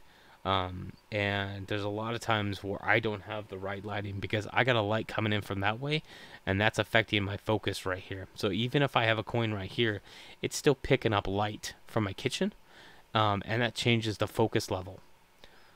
So what I would like to build is, instead of having this direct light that is right above my computer, that I would have like an arch that I can put over the top of my desk and have it solid light all the way down, and that way it's more of an ambient light, not a direct light, and that's going to make this camera focus 10 times better, because it's lighting is what it is. Because I can take this coin and point it like straight at the light,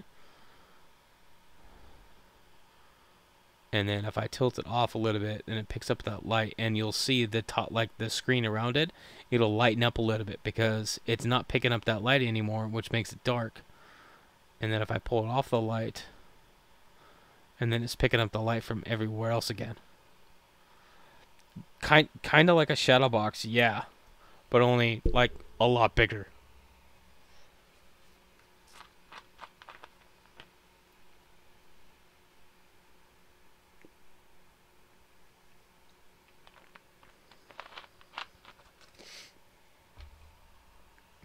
But it's now I have one of Ken Peavy's old scopes that I've taken apart because the USB scope has LEDs that are rounded, but they're very directional. So what I want to do is I want to take those LEDs out from inside the scope mechanism and put them on a little platform um, on the outside, so that when I have that scope, all of the light that's coming around is going through like a layer of plexiglass or something, to basically make a shadow box.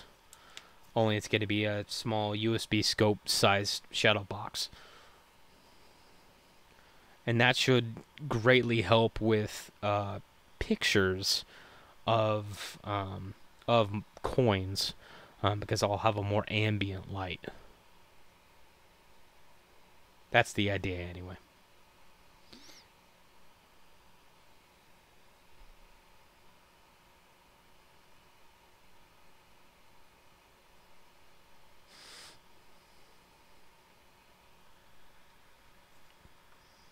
So I found another silver.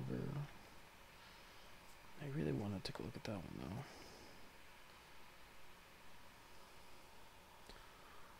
See, there's this one. This is the 1960.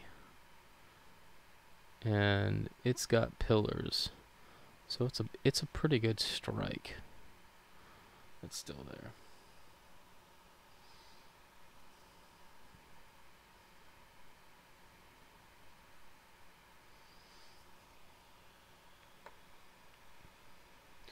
So we'll see. Yeah, that's a cool one.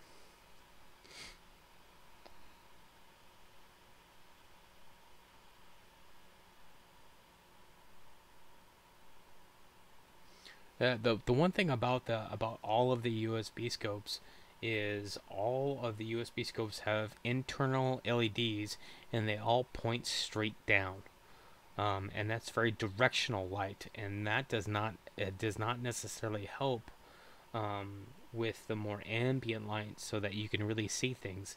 So what you're having to do is you're having to tilt the coin around to get it off of that straight directional light.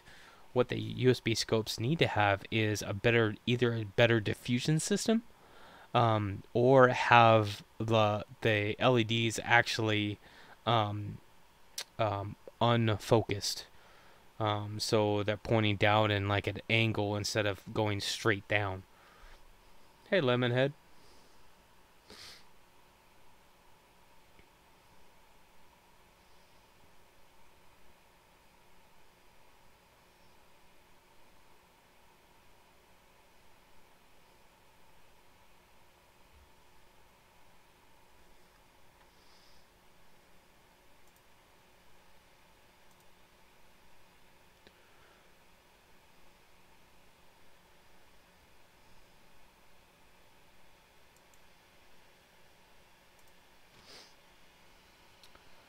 What's up?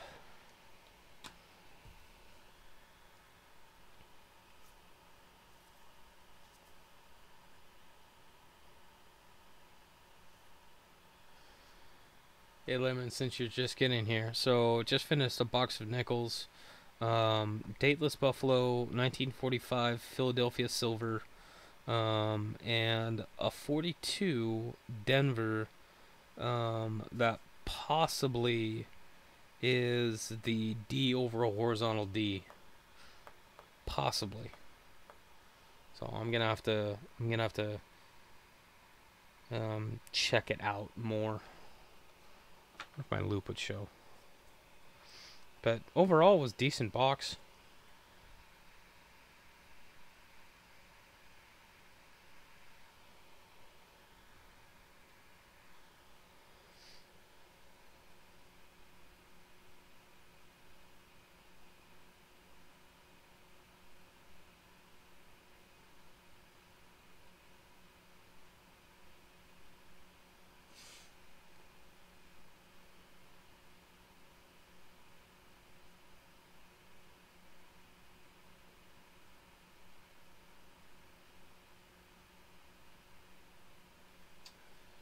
Now I'm looking at with a scope.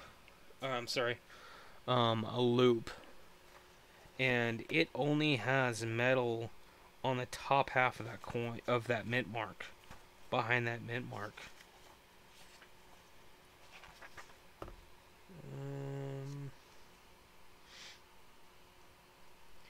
And the variety shows that it's like the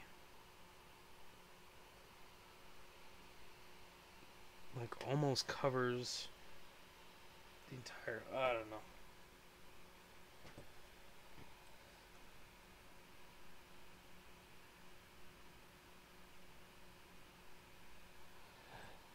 Yeah, like I wish I could scope it out better. Here, let me see. Let me see if I can do this. I have to get right down in.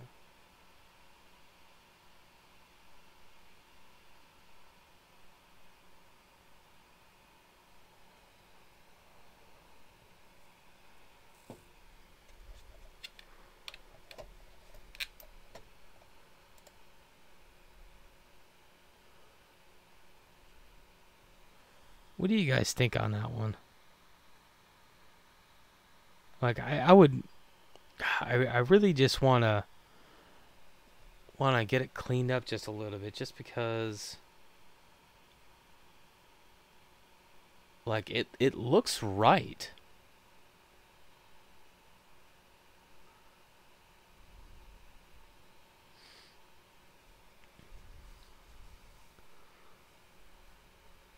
A D over S. But the 42 isn't known to have a D over S.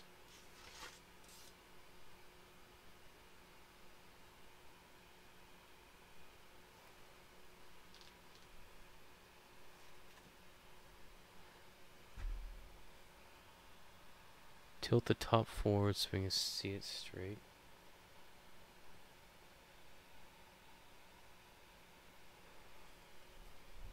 See it straight on.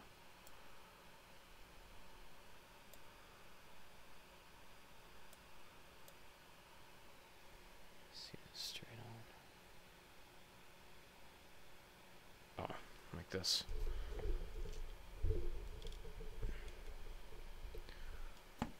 One second.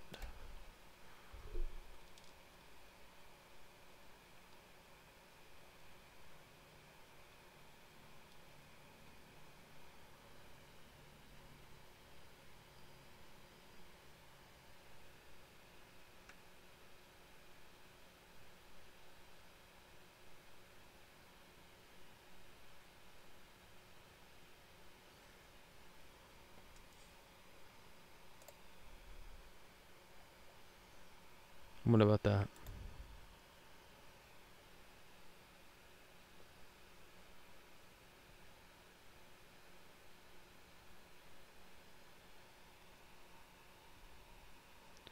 See, when I hold it like that, that looks like it.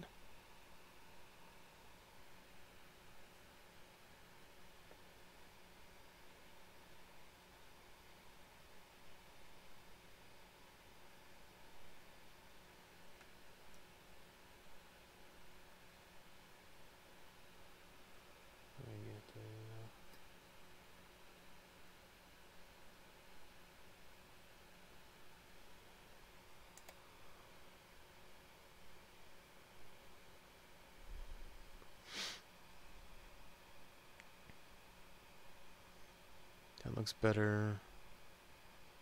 Wish there was more light on the back of the D. So I know, but like right here, it looks like, I don't know if you guys can even see this. You guys probably, okay, there we go. How about that?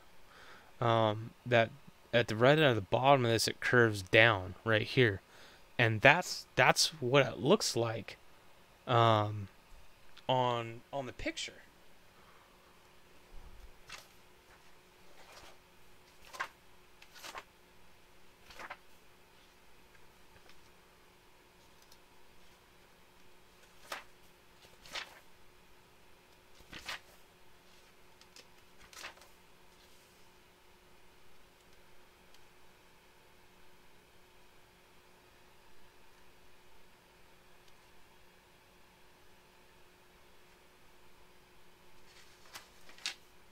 So that one, right? But that's going to be obviously a more uncirculated. Um,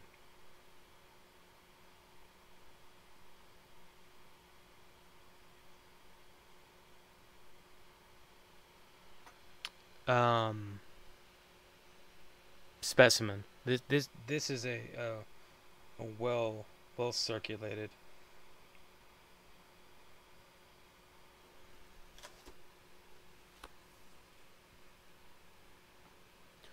But I don't know. I mean, there's definitely something there, but to get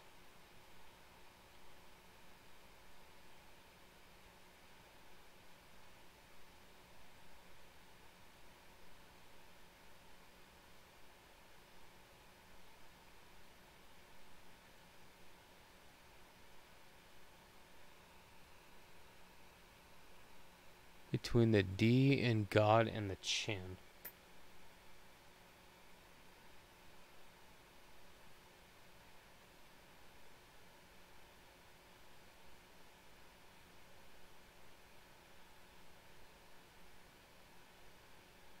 I don't know what that's supposed to look like.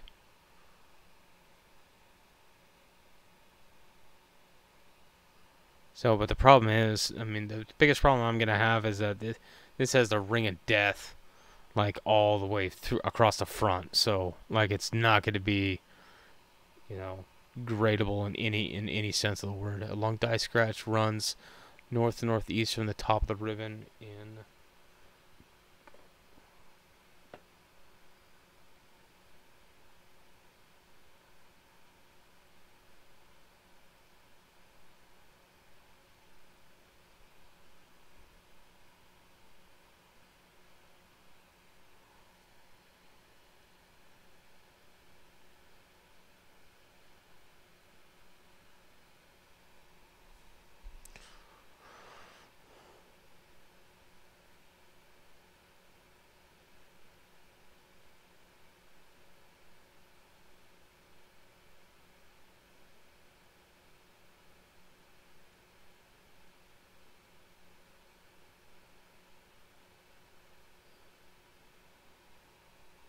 Yeah, yeah, it's definitely worn.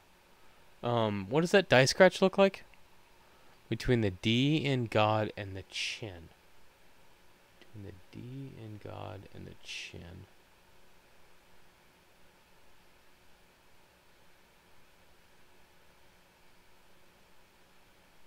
Yeah,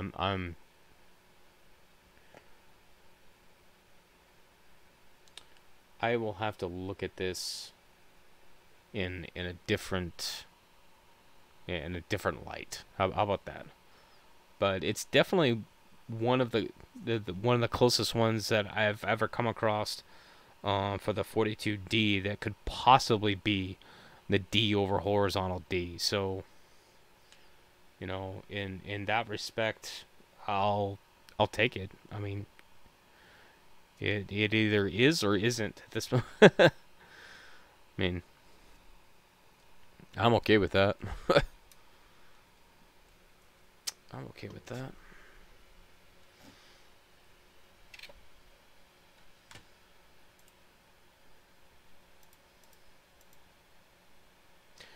It could be. There's a lot of things that it could be. Um, yeah. Oh, lemon. Mr. Lemon, I have something that you should see. Let me minimize this.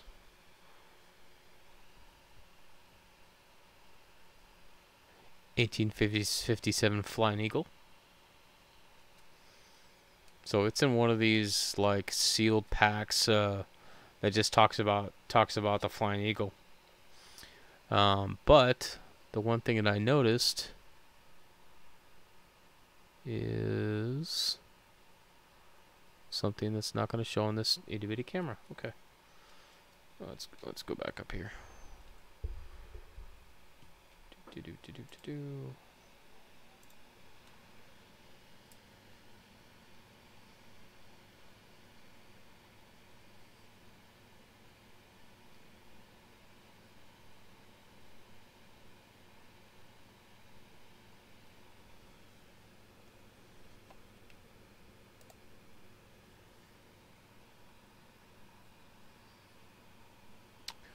What do you think of that one?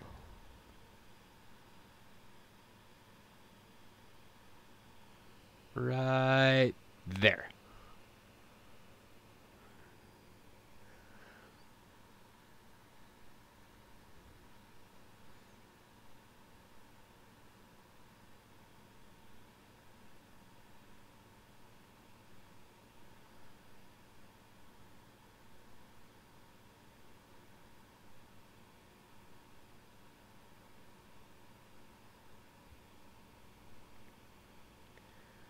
Are you sure? You should take a look at the Red Book. Because this piece and this piece right here.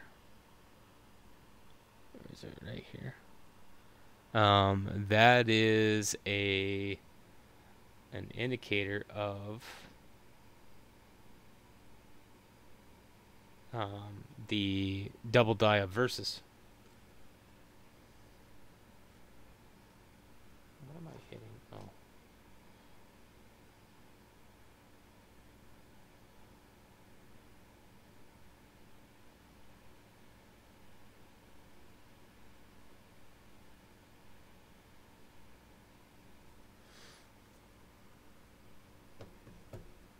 Okay, here you go.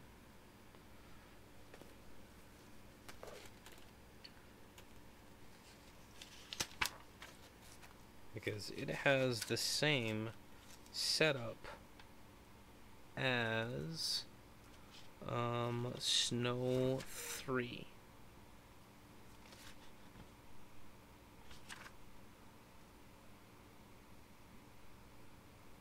Or Snow 15.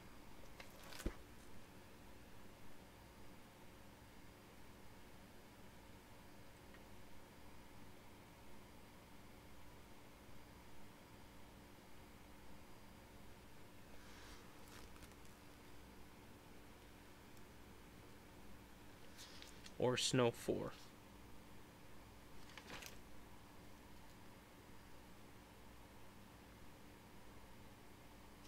I think or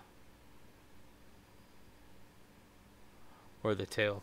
This one, when I looked at it, it's gonna be hard to see through the plastic.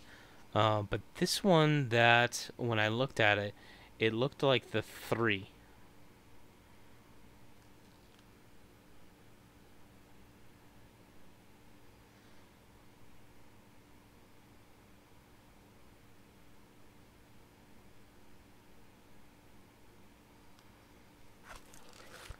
A little further away.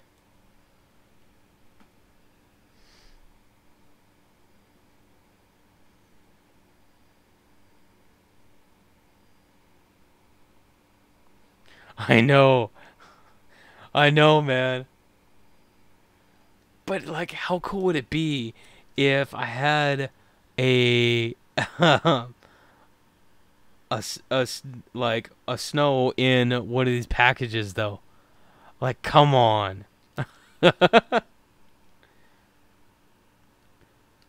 It's still worth the same. Okay. Alright. I want to make sure that you guys watch me do it.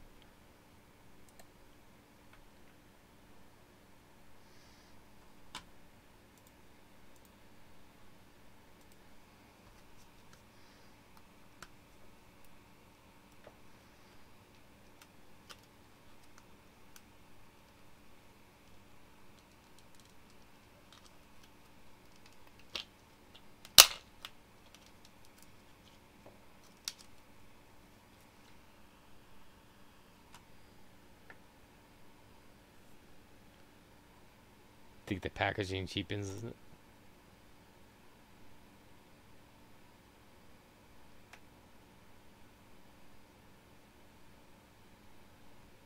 Okay, now let's take a look at it. So I got doubling on the wing. I got it on the A. I got it on the C. I got my camera is gonna get punched.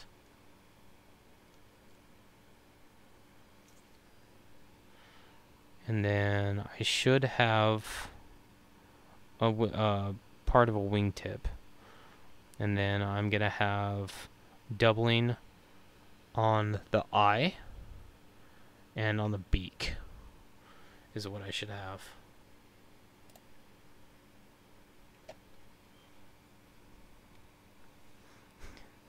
It was extra fine or higher. Yeah. But the purpose of this one was to see if I could find another one.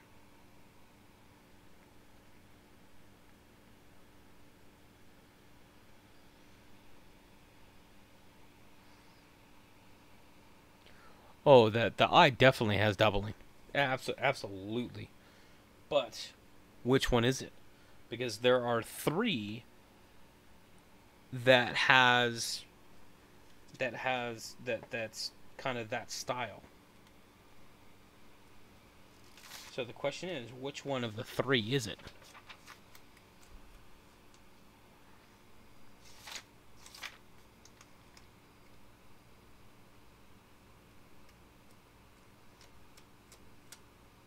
So there is a, let's see.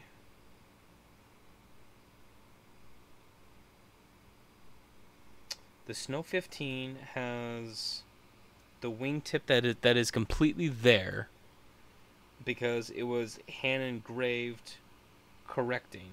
It was corrected hand engraved. So it's still going to exhibit some of the details of the doubling, but this doesn't have the full piece. So if that is not the corrected version of it, then that narrows us down to the Snow 4 and the Snow 3.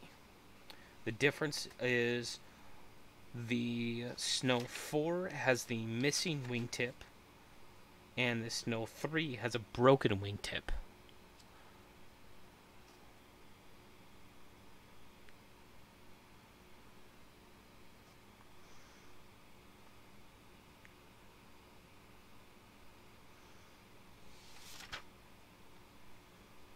So if you had to call this one, which one would it be? Snow 4, which is the FS 101, which has the wingtip that is missing, or the FS 105, which is the Snow 3, which has the broken wingtip.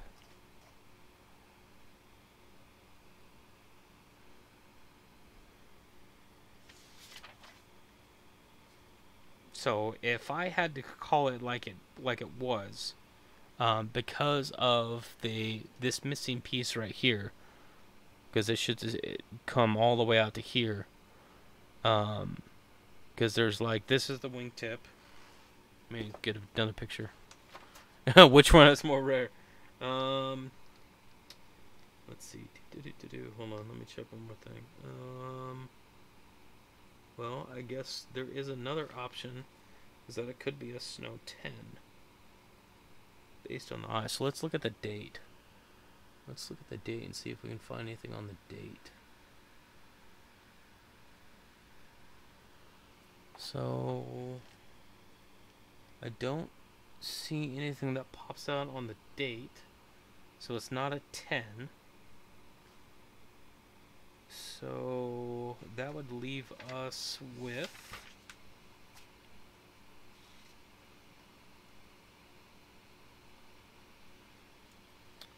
back to the A. Which one was more rare? Oh man, Lemon, you're awesome.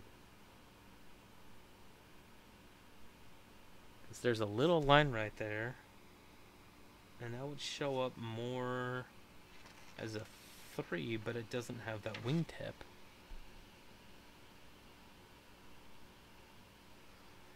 Or does it? No, it does not. So if it does not have the wingtip, then this is a Snow 4.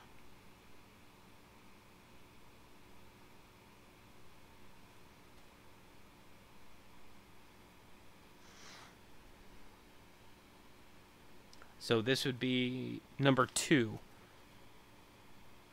1857 Snow 4.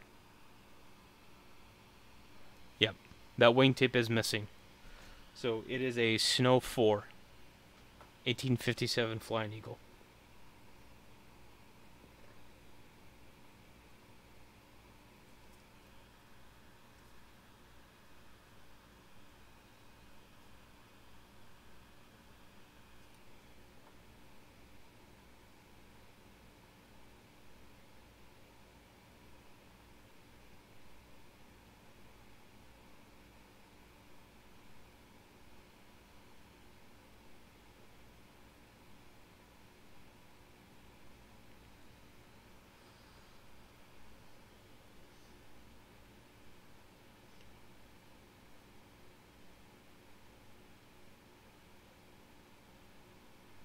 Yeah, there should be a wingtip that goes all the way out here, and if it's missing, then the one that's missing is the Snow 4, the one that has that broken wingtip.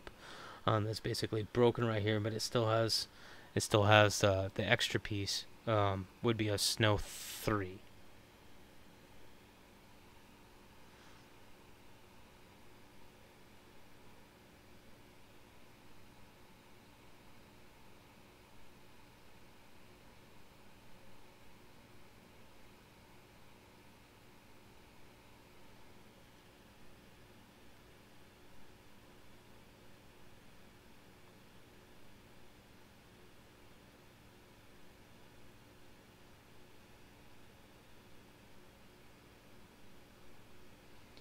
It'd be cool to find one of the 1856 designs on one of these, which is like the O is more of a square, um, or maybe the super rare Snow Pie 3.14 lemon. Yeah, you're a funny guy.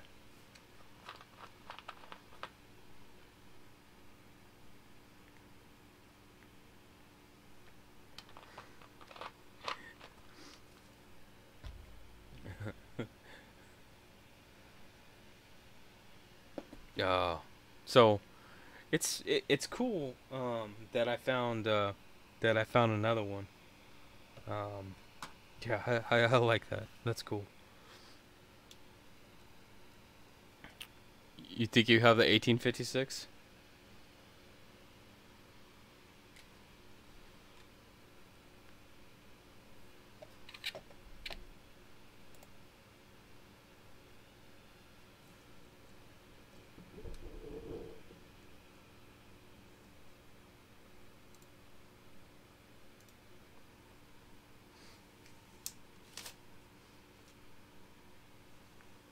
Oh.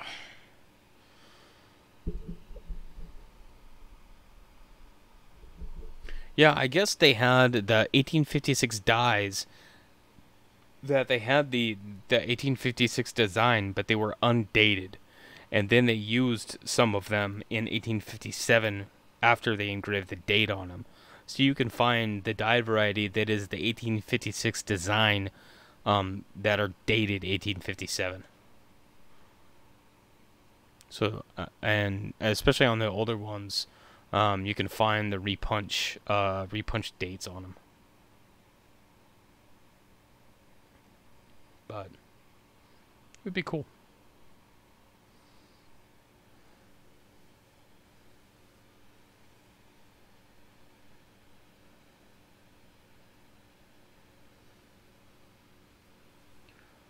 All right, guys, I've been on for about 2.5 hours, a little bit longer than I expected to be on.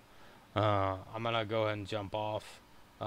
Thank you very much for coming in and hanging out with me while I went through some nickels and we discovered an 1857 Snow 4 Flying Eagle, which is always a cool thing to find. If you guys have any questions or comments, you can send me an email at this email address right here. Make sure and sub to everybody for those guys that are left, because everybody in this community is really great and really provides a lot of information. And yeah, Lemon says happy holidays, and I appreciate you guys coming in, and I will see you guys later, and I'll see you on the next one. Have a good night, guys.